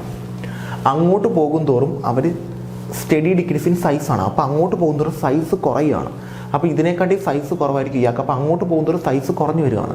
സൈസ് കുറയും തോറും അവർ തമ്മിലുള്ള ബോണ്ട് കുറച്ച് സ്ട്രോങ് ആവും. സൈസ് കുറയും തോറും ബോണ്ട് സ്ട്രോങ് ആവും. അപ്പോൾ ബോണ്ട് സ്ട്രോങ് ഇവിടാണ്. ബോണ്ട് സ്ട്രോങ് ആയി കഴിഞ്ഞാൽ ബോണ്ട് പൊട്ടിച്ച് OHന് പെട്ടെന്ന് പുറത്ത് വരാൻ പറ്റത്തില്ല. OH പുറത്ത് വന്നാൽ അതിനെ ബേസ് എന്ന് വിളിക്കാൻ പറ്റും. അപ്പോൾ ഇവിടെ കിടക്കുന്ന ആളുടെ സൈസ് കൂടുതലായതുകൊണ്ട് ഇയാളുടെ കയ്യിൽ നിന്ന് OH പെട്ടെന്ന് പുറത്ത് വരും. അപ്പം അങ്ങോട്ട് പോകും തോറും ലാന്ത്രനയുടെ കോൺട്രാക്ഷൻ വഴി ബേസിസിറ്റി ഓഫ് ഹൈഡ്രോക്സൈഡ്സ് കുറയും. അപ്പം ലന്താനം ഹൈഡ്രോക്സൈഡ്സ് ആയിരിക്കും ഏറ്റവും basic, lutetium hydroxide less basic ആയിരിക്കും. ഇത് മൂന്നുമാണ് ലാന്ത്രനയുടെ കോൺട്രാക്ഷൻ്റെ കോൺസിക്വൻസ്. അപ്പോൾ ലാന്ത്രനയുടെ കോൺട്രാക്ഷൻ എന്താണെന്ന് വെച്ചാൽ steady decrease in size of lanthanides from lanthanum to lutetium. Lanthanum to lutetium travel ചെയ്യുന്ന സമയത്ത് സൈസ് സ്റ്റഡി ആയിട്ട് കുറയും. അതിനെ വിളിക്കുന്ന പേരാണ് ലാന്ത്രനയുടെ കോൺട്രാക്ഷൻ. അതിൻ്റെ കോൺസിക്വൻസ് ഒന്ന് 4Dക്കും 5Dക്കും ഓൾമോസ്റ്റ് സിമിലർ സൈസ് വരും. സെപ്പറേഷൻ ഡിഫിക്കൽട്ട് ആവും ലാന്ത്രനൈറ്റ്സിൻ്റെ. പിന്നെ അതേ കണക്ക് തന്നെ ലന്താനം ടു ലുട്ടീഷ്യം ട്രാവൽ ചെയ്യുന്ന സമയത്ത് ഹൈഡ്രോക്സൈഡ്സിൻ്റെ ബേസിസിറ്റി കുറയും. ലന്താനത്തിൻ്റെ ഹൈഡ്രോക്സൈഡിൻ്റെ ബേസിസിറ്റി ആയിരിക്കും കൂടുതൽ, കാരണം അയാൾക്ക് പെട്ടെന്ന് കളയാൻ പറ്റും, സൈസ് കൂടുതലായതുകൊണ്ട്. അങ്ങോട്ട് പോകുന്നൊരു സൈസ് കുറയുന്നുണ്ട്, പെട്ടെന്ന് കളയാൻ പറ്റത്തില്ല. ഇതാണ് ലാന്ത്രനയുടെ കോൺട്രാക്ഷനും കോൺസിക്വൻസും. സ്ഥിരം ചോദിക്കുന്നതാണേ. ഓക്കെ, ദെൻ നെക്സ്റ്റ്, അപ്പം D and F block elements കഴിഞ്ഞു. അപ്പോൾ അത് മസ്റ്റായിട്ട് നോക്കി വെച്ചേക്കാം കേട്ടോ, D and F block elements. പിന്നെ അത് കഴിഞ്ഞിട്ട് വരുന്നത് കോർഡിനേഷൻ കോമ്പൗണ്ട്സിൻ്റെ ടേംസ് ആണ്. കോർഡിനേഷൻ കോമ്പൗണ്ട്സിൻ്റെ ടേംസിൽ നിങ്ങൾ പഠിച്ചു വെക്കേണ്ടത്, ഒന്ന് ലിഗാൻഡ് പഠിച്ചു വെക്കുക. ലിഗാൻഡ് എന്ന് പറയുമ്പോഴത്തേക്ക് നമുക്ക് മോണോഡെൻഡേറ്റ് ഉണ്ട്, ഒരു ഡെൻറ്റിസിറ്റി വരുന്ന ലിഗാൻഡ് ഉണ്ട്. പിന്നെ ബൈഡെൻഡേറ്റ് ഉണ്ട്, രണ്ട് ഡെൻറ്റിസിറ്റി വരുന്ന. പോളിഡെൻഡേറ്റിൽ നമുക്ക് ഒരെണ്ണേ പഠിക്കാനുള്ളൂ, ഹെക്സാഡെൻഡേറ്റ് മാത്രമേ പഠിക്കാനുള്ളൂ. പിന്നെ ആംബിഡെൻഡേറ്റ് ഉണ്ട്, ആംബിഡെൻഡേറ്റ് ലിഗാൻസ്. ദെൻ ചീലേറ്റിംഗ് ലിഗാൻസ് ഉണ്ട്. ഇത്രയാണ് നമുക്ക് ലിഗാൻസിൻ്റെ കേസിൽ പഠിക്കാനുള്ളത്. പിന്നെ അതിനുശേഷം നിങ്ങൾ രണ്ടാമത് പഠിക്കേണ്ടത് കോർഡിനേഷൻ നമ്പർ എന്താണ്, ദെൻ കോർഡിനേഷൻ സ്പിയർ എന്താണ്, ദെൻ ഹോമോലെപ്റ്റിക്കും ഹെട്രോലെപ്റ്റിക്കും ലിഗാൻഡ്, ഹെട്രോലെപ്റ്റിക്, ഈ രണ്ട് കോർഡിനേഷൻ കോമ്പൗണ്ട്സ് എന്താണ്, അത്രയും മതി ടേംസിനകത്ത്. പിന്നെ ഓക്സിഡേഷൻ നമ്പർ അല്ലേ. പിന്നെ അതിനകത്ത് മോണോഡെൻഡേറ്റ് എന്ന് പറഞ്ഞാൽ ഒരു ബോണ്ട് ഫോം ചെയ്യാൻ കഴിയുന്ന ലിഗാൻസ്. ബൈഡെൻഡേറ്റിന് എക്സാമ്പിൾ പഠിച്ചു വെച്ചേക്കാം, രണ്ട് ബോണ്ട് ഫോം ചെയ്യാൻ പറ്റുന്ന ആൾക്കാർ. അതിന് എക്സാമ്പിൾ നമ്മൾ പഠിക്കുന്ന OXഉം ENഉം ആണ്. OX എന്ന് പറഞ്ഞാൽ ഓക്സലേറ്റ്, COO-, EN എന്ന് പറഞ്ഞാൽ എത്തിലീൻ ഡൈയമർ. ഓക്കെ, ഇവിടെ ബോണ്ട് ഫോം ചെയ്യുന്നത് രണ്ടും ഓക്സിജനാണ്, ഇവിടെ ബോണ്ട് ഫോം ചെയ്യുന്നത് രണ്ടും നൈട്രജനാണ്. ഓക്കെ, ദെൻ പോളിഡെൻഡേറ്റിൽ ഒരെണ്ണം പഠിക്കാനുള്ളൂ, ഹെക്സാഡെൻഡേറ്റ് ആണ്. അതിന് എക്സാമ്പിൾ EDT ആണ്. EDTയുടെ സ്ട്രക്ചർ നിങ്ങൾ പഠിച്ചു വെച്ചേക്കണം അല്ലേ. CH2 N CH2COO-, CH2COO-, ഇവിടെയും CH2COO-, ഇവിടെയും CH2COO-. ഇവിടെ ബോണ്ട് ഫോം ചെയ്യുന്നത് 2 നൈട്രജനും 4 ഓക്സിജനുമാണ്. മൊത്തം 6 ബോണ്ടാണ് ഫോം ചെയ്യുന്നത്. അത് പഠിച്ചു വെച്ചേക്കുക. ഹെക്സാഡെൻഡേറ്റ് ലിഗാൻഡ് ഒരെണ്ണേ പഠിക്കാനുള്ളൂ. പോളിഡെൻഡേറ്റിൽ നമുക്ക് ഒരെണ്ണേ പഠിക്കാനുള്ള ഹെക്സാഡെൻഡേറ്റ്. അതിന് എക്സാമ്പിളാണ് EDT.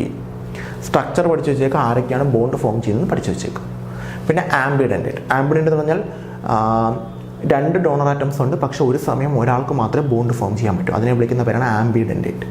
ഓക്കെ, ഈ ബൈഡെൻഡേറ്റിൽ 2 പേർക്ക് ബോണ്ട് ഫോം ചെയ്യാൻ പറ്റും, ആ 2 പേരും ബോണ്ട് ഫോം ചെയ്യും, അതാണ് ബൈഡെൻഡേറ്റ്. ആംബിഡെൻഡേറ്റ് എന്ന് പറഞ്ഞാൽ 2 പേർക്ക് ബോണ്ട് ഫോം ചെയ്യാൻ പറ്റും, പക്ഷേ ഒരു സമയം ഒരാൾക്ക് ഫോം ചെയ്യാൻ പറ്റും, മറ്റേ ആൾ ഫോം ചെയ്യില്ല. ഈ ആംബിഡെൻഡേറ്റിന് എക്സാമ്പിൾ വരുന്നത് NO2- SCN- ആണ് ആംബിഡെൻഡേറ്റ്.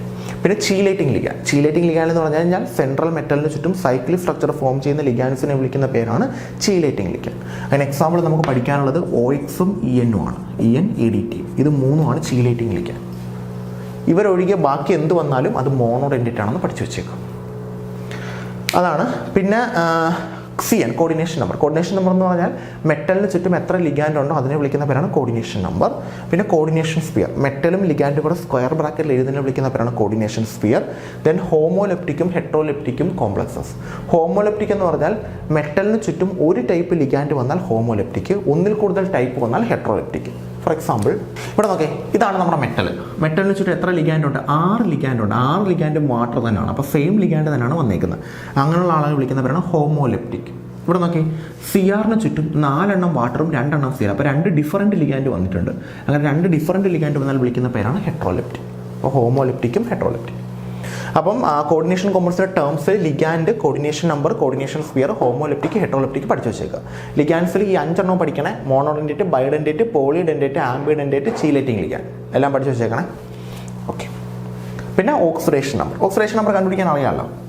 ജസ്റ്റ് ഓരോ ആൾക്കാരുടെ സം എടുക്കുക, എന്നിട്ട് കൊടുക്കുക, കണ്ടുപിടിക്കുക. ഓക്സിഡേഷൻ നമ്പറിനെ നമ്മൾ വിളിക്കുന്ന പേര് പ്രൈമറി വാലൻസി എന്നാണ്. ചിലപ്പോൾ എക്സാമിന് ഒരു പ്രൈമറി വാലൻസി എന്നായിരിക്കും ചോദിക്കുന്നത്. അപ്പോൾ പ്രൈമറി വാലൻസി ഓക്സിഡേഷൻ സ്റ്റേറ്റും സെക്കൻഡറി വാലൻസി എന്ന് പറഞ്ഞാൽ കോർഡിനേഷൻ നമ്പറുമാണ്. എക്സാമിന് ചിലപ്പോൾ പ്രൈമറി വാലൻസി, സെക്കൻഡറി വാലൻസി ആയിരിക്കും ചോദിക്കുന്നത്. പ്രൈമറി എന്ന് പറഞ്ഞാൽ നമ്മൾ ഓക്സിഡേഷൻ സ്റ്റേറ്റ് കണ്ടുപിടിക്കുക, സെക്കൻഡറി എന്ന് പറഞ്ഞു കഴിഞ്ഞാൽ കോർഡിനേഷൻ നമ്പർ കണ്ടുപിടിക്കുക. അപ്പോൾ ഏതാണ് ചോദിക്കുന്നത് അതിനനുസരിച്ച് ചെയ്യുക. ഓക്കെ, അതാണ് പ്രൈമറി വാലൻസിയും സെക്കൻഡറി വാലൻസിയും കോർഡിനേഷൻ നമ്പറാണ്. ദെൻ അതിനുശേഷം നോമൻക്ലേച്ചർ ആൻഡ് ഐസോമർസ്. നോമൻക്ലേച്ചർ പറയുമ്പോഴത്തേക്ക് നിങ്ങൾ ലിഗാൻസിനെ ആദ്യം നെയിം ചെയ്യണം, അല്ലേ? അത് എത്രയാണ്? ഇപ്പം ഫോർ എക്സാമ്പിൾ CrH2O 6 times 2+. മറ്റേത് എഴുതാം CrH2O 4 times Cl2+. ശരിയല്ലേ? ഇതിനകത്ത് 6H2 ഉണ്ട്. 6 ലിഗാൻഡ് വേണം ആദ്യം നെയിം ചെയ്യാൻ. ഹെക്സാ അക്വ, 6 എണ്ണം. H2 വിളിക്കുന്ന പേര് അക്വ എന്നാണ്. പിന്നെ ക്രോമിയത്തിൻ്റെ ബ്രാക്കറ്റിനകത്ത് അതിൻ്റെ ഓക്സിഡേഷൻ സ്റ്റേറ്റ് കണ്ടുപിടിച്ച് എഴുതുക, എന്നിട്ട് അയോൺ എന്ന് എഴുതുക, ചാർജ് ഉള്ളതുകൊണ്ട് അയോൺ. അത് തന്നെ ഇവിടെ. ഓക്കെ, 2 ലിഗാൻഡ് ഉണ്ട്. ഈ ലിഗാൻഡിൻ്റെ പേര് അക്വ, ഈ ലിഗാൻഡിൻ്റെ പേര് ക്ലോറോ. ആൽഫബറ്റിൽ ഫസ്റ്റ്? അക്വ ആണ്. എത്ര എണ്ണം? 4 എണ്ണം. So tetra aqua. പിന്നെ എത്ര ക്ലോറോ? ഡൈക്ലോറോ. ക്ലോറോന്നോ ക്ലോറിഡോന്നോ എഴുതാം കേട്ടോ, ക്ലോറോ. പിന്നെ ക്രോമിയം. ബ്രാക്കറ്റിനകത്ത് അതിൻ്റെ ഓക്സിഡേഷൻ സ്റ്റേറ്റ് എഴുതാം, ബ്രാക്കറ്റിന് പുറത്ത് അയോൺ എന്ന് എഴുതാം. കഴിഞ്ഞു. നെയിമിംഗ് മസ്റ്റായിട്ടും പഠിച്ചു വെച്ചേക്കാം. പിന്നെ ഇവിടെ മൈനസ് ചാർജ് എങ്ങാണോ വരുന്നതെങ്കിൽ മൈനസ് ചാർജ് ക്രോമിയം എന്ന് എഴുതാൻ പറ്റത്തില്ല, IUM മാറ്റിയിട്ട് AT എന്ന് എഴുതണം. ക്രോമേറ്റ്. നെഗറ്റീവ് ചാർജ് വരുന്ന ആളാണെങ്കിൽ AT ചേർത്ത് എഴുതണം. ഇത്രയേ ഉള്ളൂ വ്യത്യാസം. പിന്നെ ഐസോമർസം മസ്റ്റാണ്, നെയിമിംഗ് മസ്റ്റാണ്. പിന്നെ ഐസോമർസം എന്ന് പറയുമ്പോഴത്തേക്ക് നിങ്ങൾ ഐസോമർസം മസ്റ്റായിട്ട് പഠിച്ചു വെച്ചേക്കണം. ഐസോമർസത്തിൽ സ്ട്രക്ചറിൽ ലിങ്കേജ്, അയണൈസേഷൻ, കോർഡിനേഷൻ, പൊസിഷൻ, ഇത്രയും പഠിച്ചു വെച്ചേക്കാം. അതുകൂടാതെ നമുക്ക് ഐസോമർസം നമ്മൾ 2ആയിട്ട് ക്ലാസിഫൈ ചെയ്യുന്നുണ്ട്. ഐസോമർസം ഓക്കെ, ഒന്നാമത്തിനെ വിളിക്കുന്ന പേര് സ്ട്രക്ചറലാണ്, രണ്ടാമത്തത് സ്റ്റീരിയോ ആണ്. സ്ട്രക്ചറിൽ നമുക്ക് 4 എണ്ണം പഠിക്കാനുണ്ട്. ഒന്ന് അയണൈസേഷൻ, മസ്റ്റായിട്ടും പഠിച്ചു വെച്ചേക്കണം. അയണൈസ് ചെയ്യുന്ന ആൾക്കാർ ഡിഫറൻറ്റ്. രണ്ടാമത്തത് ലിങ്ക് ചെയ്യുന്ന ആൾക്കാർ ഡിഫറൻറ്റ്. അത് ആംബിഡെൻറ്റേറ്റ് ലിഗാൻസ് മാത്രമേ കാണിക്കൂ. മൂന്നാമത്തത് സോൾവേറ്റ് ആകുമ്പോൾ വാട്ടർ മോളിക്യൂൾ കോർഡിനേഷൻ സ്ഫിയറിനകത്തും പുറത്ത് എക്സ്ചേഞ്ച് ചെയ്യുന്നു. നാലാമത്തത് കോർഡിനേഷൻ എന്ന് പറയുമ്പോൾ 2 കോർഡിനേഷൻ സ്ഫിയർ വരുന്നതാണ് കോർഡിനേഷൻ. സ്റ്റീരിയോ ഐസോമർസം 2 എണ്ണം ഉണ്ട്. ഓക്കെ, ജോമെട്രിക്കലും ഒപ്റ്റിക്കലും. ഈ ജോമെട്രിക്കലിനകത്ത് നിങ്ങൾ മസ്റ്റായിട്ടും പഠിച്ചു വെക്കേണ്ടത്, നമുക്ക് സിസും ട്രാൻസും ആണ് ജോമെട്രിക്കലിനകത്ത് വരുന്നത്. ഓക്കെ, ഇതിനകത്ത് പഠിച്ചു വെക്കേണ്ടത് കോർഡിനേഷൻ നമ്പർ 4 വരുന്നതുകൊണ്ട് കോർഡിനേഷൻ നമ്പർ 6 വരുന്നതുകൊണ്ട്. കോർഡിനേഷൻ നമ്പർ 4 വരുന്നതിനകത്ത് നിങ്ങൾ പഠിച്ചു വെക്കേണ്ടത് 4 എണ്ണം വരുന്നത്. PT NH3 twice Cl2. ഇത് സ്ഥിരം നമുക്ക് എക്സാമിന് ചോദിക്കുന്നത്. ഇതിൻ്റെ സിസും ട്രാൻസും വരയ്ക്കാനായിട്ട് സിമ്പിളാണ്. PT, ഇവിടെ ഒരു NH3 കൊടുക്കുക, ഇവിടെ ഒരു NH3 കൊടുക്കുക, ഇവിടെ ഒരു Cl കൊടുക്കുക, ഇവിടെ ഒരു Cl കൊടുക്കുക. ഇത് സിസ്. ഇനി NH3 ഇവിടെ കൊടുത്ത് Cl ഇവിടെ കൊടുത്താൽ ട്രാൻസ് ആണ്. PT NH3, ഇവിടെ NH3 കൊടുക്കുക, ഓപ്പോസിറ്റ് കൊടുക്കുക, ഇവിടെ Cl. ഇത് ട്രാൻസ്. ഇത് 2 നമുക്ക് എക്സാമിന് സ്ഥിരം ചോദിക്കുന്നത്. PT NH3 twice Cl2 സ്ഥിരം എക്സാമിന് ചോദിക്കുന്നത്. ഓക്കെ, അത് മസ്റ്റായിട്ടും പഠിച്ചു. Coordination number 4. കോർഡിനേഷൻ നമ്പർ 6 നമുക്ക് 3 എണ്ണം ചോദിക്കും. സിസും ട്രാൻസും വരയ്ക്കാൻ 3 എണ്ണം ചോദിക്കാറുണ്ട്. ഞാൻ കാണിച്ചു തരാം. കോർഡിനേഷൻ നമ്പർ 6 കോർഡിനേഷൻ നമ്പർ 6 നമുക്ക് ഒന്ന് ചോദിക്കുന്നത് CREN ത്രൈസ് ആണ്. ഇത് സ്ഥിരം ചോദിക്കുന്നത് കേട്ടോ. E N tris. സ്ഥിരം ചോദിക്കുന്നത്. CR പകരം വേറെ മെറ്റലും ആകാം, പക്ഷേ ഇ എൻ ട്രൈസ് ആയിരിക്കും ചോദിക്കുന്നത്.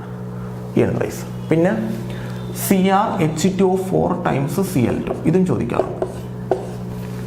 4 times Cl2. E N twice Cl2 ആണ്. ഇ എൻ ട്വൈസ് Cl2 ഇത്. പിന്നെ CrH2O4 times Cl2.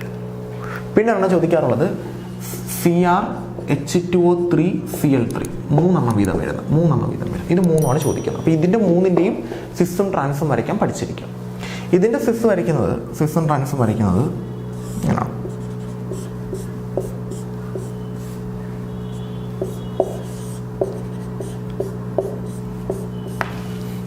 ഇതിൻ്റെയാണ് N twice Cl2 ആണ്. സിസ് ഇങ്ങനെ വരയ്ക്കുന്നത്. Cl EN ഇതാണ് സിസ്. ഇതിൻ്റെ ട്രാൻസ് വരയ്ക്കുന്നത് ഇങ്ങനെയാണ്. Cl EN ഇതാണ് ട്രാൻസ്.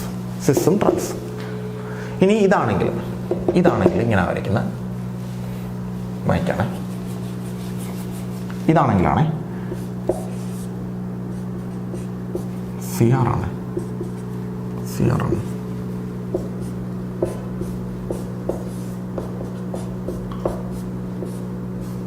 ഇത് വരയ്ക്കുന്നത് Cl H2O ഇത് ട്രാൻസ്, ഇത് സിസ് ആണ്. ഇവിടെ Cl H2O ഇത് സിസും ട്രാൻസ്. പിന്നെ ഒരു കാര്യം നിങ്ങൾ ശ്രദ്ധിക്കേണ്ടത്, ഇങ്ങനെ തന്നെ തരണമെന്നില്ല. അപ്പോൾ നിങ്ങൾ ഇങ്ങനെ പഠിച്ചു വെച്ചാൽ മതി. MA4B2 ഇതിൻ്റെയാണ് ഇത്. MA4B2 അതായത് മെറ്റലിന് ചുറ്റും 4 പേര് സെയിം, 2 പേര് ഡിഫറൻറ്റ്. അങ്ങനെയുള്ള കേസിൽ ഇത് രണ്ടും വരയ്ക്കുക. ആ 4 പേരെ H2 ആയിട്ട് പരിഗണിക്കുക. അപ്പം H2ക്ക് പറയുകയാണെങ്കിൽ നിങ്ങൾക്ക് ഇവിടെ BR ഒന്നും തരാം. BR4 എന്ന് പറയുമ്പോൾ H2 കൊടുത്ത സ്ഥാനത്തെല്ലാം BR കൊടുക്കും. ചിലപ്പോൾ CL ആയിരിക്കില്ല, വേറെ എന്തെങ്കിലും അടിക്കുന്നത്. അപ്പോൾ അതിനനുസരിച്ച് അത് കൊടുക്കും. ഇവിടെ നമുക്ക് വരുന്നത് MAA ട്വൈസ് B2. ഇത് മാത്രമേ ചോദിച്ചിട്ടുള്ളൂ, അതുകൊണ്ട് വലിയ പ്രശ്നമില്ല. പിന്നെ ഇതെന്ന് പറയുമ്പോൾ മെറ്റലിന് ചുറ്റും 3 പേര് സെയിം, അടുത്ത 3 പേര് ഡിഫറൻറ്റ്. അത് നമുക്ക് കിട്ടുന്നത് ഫാക്കും മെറുമാണ്. ഇത് രണ്ടുമാണ് വരയ്ക്കാനുള്ളത് അതിനകത്ത്. ഫാക്ക് എന്ന് പറയുമ്പോഴത്തേക്ക് H2യുടെ ഓപ്പോസിറ്റ് തന്നെ Cl3 വരയ്ക്കാം. മെറ എന്ന് പറയുമ്പോൾ ഒരിടത്ത് സെയിം ആക്കി വരയ്ക്കാം, ബാക്കിയെല്ലാം ഡിഫറൻറ്റ് വരയ്ക്കാം. ഇങ്ങനെ ഫാക്ക് ആകുമ്പോൾ ഇങ്ങനെ CR, മെറ ആകുമ്പോൾ ഇങ്ങനെ CR. ഫാക്ക് ആകുമ്പോഴത്തേക്ക് എല്ലാം ഓപ്പോസിറ്റ് വരയ്ക്കാം. അതായത് H2 ഇവിടെ, Cl ഇവിടെ, H2 ഇവിടെ, Cl ഇവിടെ, H2 ഇവിടെ, Cl ഇവിടെ, ഓപ്പോസിറ്റ് വരയ്ക്കാം എല്ലാം. മെറ ആകുമ്പോൾ ഒരെണ്ണം മാത്രം സെയിം വരയ്ക്കാം. H2 ബാക്കി ഇഷ്ടമുള്ള കൊടുക്കാം. Cl H2O Cl ഇഷ്ടമുള്ള രീതിയിൽ കൊടുക്കാം. ഇതാണ് മെറ, ഫാക്കും മെറ. അപ്പോൾ ഇത് 3 കോർഡിനേഷൻ നമ്പർ 4-ലും കോർഡിനേഷൻ നമ്പർ 6-ൽ നമുക്ക് 3 ചോദിച്ചിട്ടുണ്ട്. പിന്നെ പ്രത്യേകം നിങ്ങൾ ശ്രദ്ധിക്കേണ്ടത്, ഇത് ചോദിക്കുമ്പോഴത്തേക്ക് നിങ്ങൾ ഒരു കാര്യം മാത്രം മനസ്സിലാവും. മെറ്റലിന് ചുറ്റും 4 പേര് സെയിം, 2 പേര് ഡിഫറൻറ്റ്. അപ്പോൾ ഇങ്ങനെയാണ് വരയ്ക്കുന്നത്. 2 പേരെ ആദ്യം ഓപ്പോസിറ്റ് കൊടുക്കുക, 2 പേരെ അടുത്തടുത്ത് കൊടുക്കുക, എന്നിട്ട് സിസ്റ്റം ട്രാൻസ് വരയ്ക്കും. 3 പേര് വരികയാണെങ്കിൽ ഫാക്കും മെറുമാണ്. അല്ല ഫാക്ക് വരയ്ക്കുന്നത് ഓപ്പോസിറ്റ് കൊടുക്കുമ്പോൾ ഫാക്ക്. മെറ എന്ന് പറയുമ്പോൾ തന്നിരിക്കുന്നതിൽ അടുത്ത് ഒരാളെ ഓപ്പോസിറ്റ് കൊടുക്കുക. 2 ഇപ്പം H2O Cl3 ആണ്. വേണമെങ്കിൽ നിങ്ങൾക്ക് ഇവിടെ വേണമെങ്കിൽ NH3-യും BR3-യും തരാം. NH3 3 BR3 3. അപ്പം NH3 ഇവിടെ NH3 ഇവിടെ NH3 ഇവിടെ NH3 ഇവിടെ BR ഇവിടെ NH3 ഇവിടെ NH3 ഇവിടെ BR ഇവിടെ NH3 ഇവിടെ BR ഇവിടെ BR അതിനനുസരിച്ച് മാറ്റി കൊടുക്കുക. പിന്നെ ഒപ്റ്റിക്കൽ ഐസോമർസ് എന്ന് പറയുമ്പോഴത്തേക്ക് നമുക്ക് കൈറാലും അക്കൈറാലും ആണ്. അപ്പം കൈറാലും ജസ്റ്റ് നോക്കി വെച്ചേക്കുക. എന്താണ് കൈറാൽ എന്ന് പറഞ്ഞു കഴിഞ്ഞാൽ നോൺ സൂപ്പർ ഇമ്പോസിബിൾ മിറർ ഇമേജസിനെ വിളിക്കുന്ന പേരാണ് കൈറാൽ. സൂപ്പർ ഇമ്പോസിബിൾ മിറർ ഇമേജസിനെ വിളിക്കുന്ന പേരാണ് അക്കൈറാൽ. ജസ്റ്റ് എക്സാമ്പിൾസ് മാത്രം നോക്കി വെച്ചേക്കുക. ഓക്കെ, അതാണ് നോമൻക്ലേച്ചർ ആൻഡ് ഐസോമർസത്തിൽ നമുക്ക് വരുന്നത്. ഐസോമർസം മസ്റ്റാണ്. എക്സാമിന് സ്ഥിരം ചോദിക്കുന്നൊരു ടോപ്പിക്കാണ് ഐസോമർസം. അപ്പോൾ അത് നോക്കിയിട്ട് വേണം പോകാനായിട്ട്. ഞാൻ പറഞ്ഞ ഐസോമർസം എല്ലാം മസ്റ്റായിട്ട് നോക്കണം കേട്ടോ, കാരണം അത് സ്ഥിരം നമുക്ക് എക്സാമിന് ചോദിക്കുന്നതാണ്. ഫാക്കും മെറും ഒക്കെ ചോദിക്കുന്നതാണ്. ഓക്കെ, ജസ്റ്റ് നമ്മുടെ ബുക്കിനകത്തുണ്ട്. നമ്മുടെ HSS ലൈവിൻ്റെ നോട്ട് എടുത്ത് നോക്കിയാൽ മതി, കറക്റ്റായിട്ട് കിടപ്പുണ്ട്. അതേ കണക്ക് തന്നെ പഠിക്കുക എക്സാമ്പിൾ. പിന്നെ വരുന്നത് postulates of Werner, VB and crystal field theory. Werner's coordination theory ഉണ്ട്. പിന്നെ അതിൻ്റെ കുറച്ച് പോയിന്റ്സ് ഉണ്ട്, പ്രൈമറി വാലൻസസ് ഒക്കെ, അങ്ങനെ കുറേ പോയിന്റ്സ് ഉണ്ട്. അതൊരു 4 പോയിന്റ്. ദെൻ VB തിയറി, അതിൻ്റെ ഒരു 4 പോയിന്റ്. ക്രിസ്റ്റൽ ഫീൽഡ് തിയറി ഒരു 4 പോയിന്റ്. 4 പോയിന്റ് വീതം. അത് ഇഷ്ടമുള്ളത് നിങ്ങൾ ചൂസ് ചെയ്യുക. ഞാൻ പറയുന്നില്ല, ഇഷ്ടമുള്ളത് 4 പോയിന്റ് നിങ്ങൾ ചൂസ് ചെയ്യുക. ഇതാ 4 പോയിന്റും പഠിച്ചേക്കും. വേറെ ഒന്നും ആലോചിക്കേണ്ട, 4 പോയിന്റും പഠിക്കും. ഓക്കെ, അങ്ങനത്തെ വേറെ ഒന്നും പറയാനില്ല. പിന്നെ ക്രിസ്റ്റൽ ഫീൽഡ് സ്പ്ലിറ്റിംഗ് അറിയാമല്ലോ, നമ്മുടെ ഡി ബ്ലോക്ക് എലമെൻറ്റ്സിൻ്റെ സ്പ്ലിറ്റിംഗ്. അത് 2 രീതിയിലുണ്ട്. കോർഡിനേഷൻ നമ്പർ 4-ലും സ്പ്ലിറ്റ് ചെയ്യും, കോർഡിനേഷൻ നമ്പർ 6-ലും സ്പ്ലിറ്റ് ചെയ്യും. കോർഡിനേഷൻ നമ്പർ 4 എങ്ങനെ സ്പ്ലിറ്റ് ചെയ്യുന്നത്? ഡി ഓർബിറ്റൽസിൻ്റെ 5 ഓർബിറ്റൽസ്, അത് കോർഡിനേഷൻ നമ്പർ 4 ആണെങ്കിൽ ഇങ്ങനെ സ്പ്ലിറ്റ് ചെയ്യും. T2G മുകളിലും EG താഴെ, ശരിയല്ലേ? ഇത് T2G, ഇത് EG. ഇവിടുത്തെ സ്പ്ലിറ്റിങ്ങിനെ വിളിക്കുന്ന പേര് crystal field splitting in tetrahedral, ശരിയല്ലേ? ഇവിടുത്തെ വാല്യൂ വരുന്നത് +2/5, ഇവിടുത്തെ വാല്യൂ വരുന്നത് -3/5, ശരിയല്ലേ? 3 പ്ലസ് ΔT വാല്യൂ വരുന്നത്. പിന്നെ അടുത്തത് കോർഡിനേഷൻ നമ്പർ 6 ആകുമ്പോഴത്തേക്ക് നമുക്ക് സ്പ്ലിറ്റിംഗ് വരുന്നത് ഇത് ഡി ഓർബിറ്റൽസ് 5 എണ്ണം, മുകളിൽ പോകുന്നത് ആരാ? EGയും താഴെ വരുന്നത് ആരാ? T2G. ഇവിടുത്തെ സ്പ്ലിറ്റിങ്ങിനെ വിളിക്കുന്ന പേര് crystal field splitting in octahedral, ΔO. ഇവിടുത്തെ വാല്യൂ വരുന്നതെന്ന് പറയുന്നത് +3/5, ഇവിടുത്തെ വാല്യൂ എന്ന് പറയുന്നത് -2/5, Δ0. Crystal field splitting in tetrahedral, crystal field splitting in octahedral. Simple, കാണാതെ പഠിച്ചു വെച്ചേക്കാം.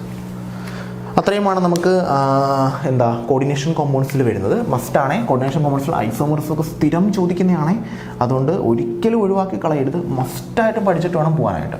സ്ഥിരം ചോദിക്കുന്നതാണ് നമ്മുടെ കോർഡിനേഷൻ കോമ്പൗണ്ട്സിൻ്റെ ഐസോമേഴ്സ് എന്ന് പറയുന്നത്. സ്ഥിരം എക്സാമിന് മാറി തിരിയും ചോദിക്കുന്നത്. പിന്നെ വരുന്നത് നെയിംഡ് റിയാക്ഷൻസ് ആണ്. 9 നെയിംഡ് റിയാക്ഷൻസ് ഉണ്ടെന്ന് ഞാൻ പറഞ്ഞു. നമ്മുടെ സാൻമേഴ്സ് റിയാക്ഷൻ ഉണ്ട്, ഗട്ടർമാൻ റിയാക്ഷൻ ഉണ്ട്, Williamson ether synthesis, then Hunsdiecker reaction. നമ്മളത് ടോപ്പിക്കായിട്ട് ക്ലാസ്സിൽ എടുത്തതാണ്, നമ്മളത് എല്ലാം പറഞ്ഞതാണ്. Hunsdiecker reaction, Wurtz Fittig, then നമ്മുടെ 2 ഫിംഗൽസ്റ്റീനും സ്വാട്സും. 9 എണ്ണം പഠിച്ചിട്ട് പോകണം. വീണ്ടും ഞാൻ പറയുന്നില്ല, കാരണം നമ്മൾ ഓൾറെഡി പറഞ്ഞതാണ്. ഓക്കെ, അതിനുശേഷം വരുന്നത് SN1 SN2 റിയാക്ഷൻ. അതും നമ്മൾ ടോപ്പിക്കായിട്ട് എടുത്തിട്ടുണ്ട്. എന്താണ് SN1 റിയാക്ഷൻ, എന്താണ് SN2 റിയാക്ഷൻ എന്നും എന്തൊക്കെയാണ് നമ്മൾ പഠിക്കേണ്ട റിയേജൻസ് എന്നും ഓർമ്മയുണ്ടോ? ഞാൻ പറഞ്ഞായിരുന്നു മഗ്നീഷ്യം ട്രൈതർ അല്ലേ, ലിത്തിയം അലൂമിനിയം ഹൈഡ്രൈഡ്, ദെൻ പിന്നെ പറഞ്ഞത് PCl3 PCl5 SOCl2 അല്ലേ.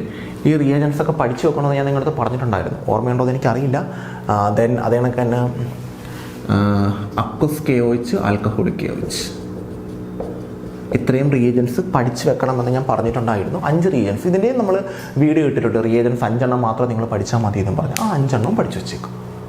ഓക്കെ, പിന്നെ വരുന്നത് ഇലക്ട്രോഫിലിക് സബ്സ്റ്റിറ്റ്യൂഷനാണ്. നമ്മുടെ ബെൻസീൻ റിങ്ങിൽ വരുന്ന ഗ്രിഗ്നാർഡ് റിയേജൻറ്റും പിന്നെ ഇലക്ട്രോഫിലിക് സബ്സ്റ്റിറ്റ്യൂഷനുമാണ്.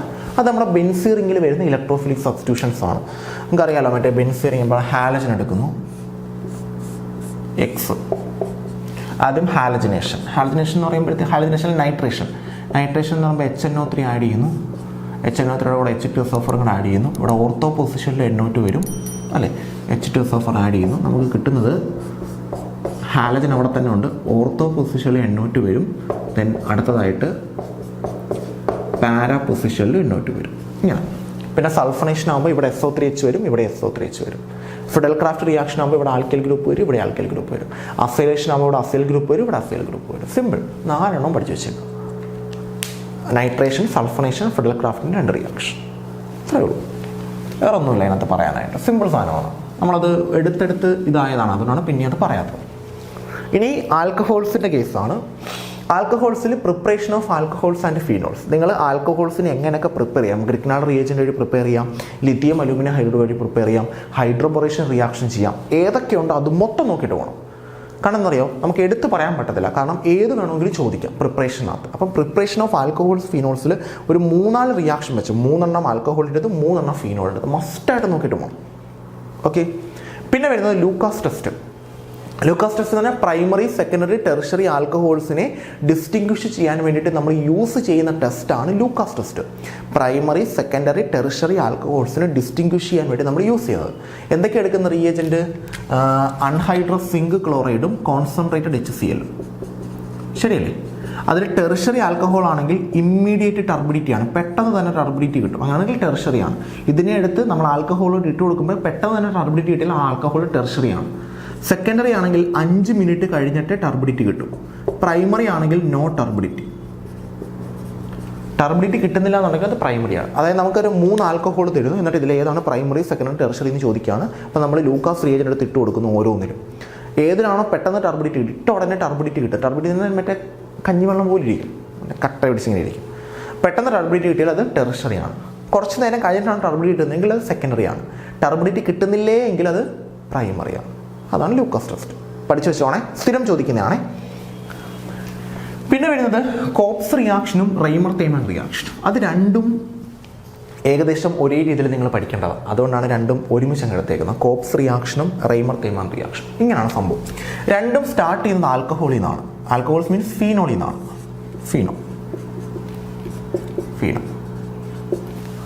ഫീനോൾ എടുത്തിട്ട് ഇതിനകത്തോട്ട്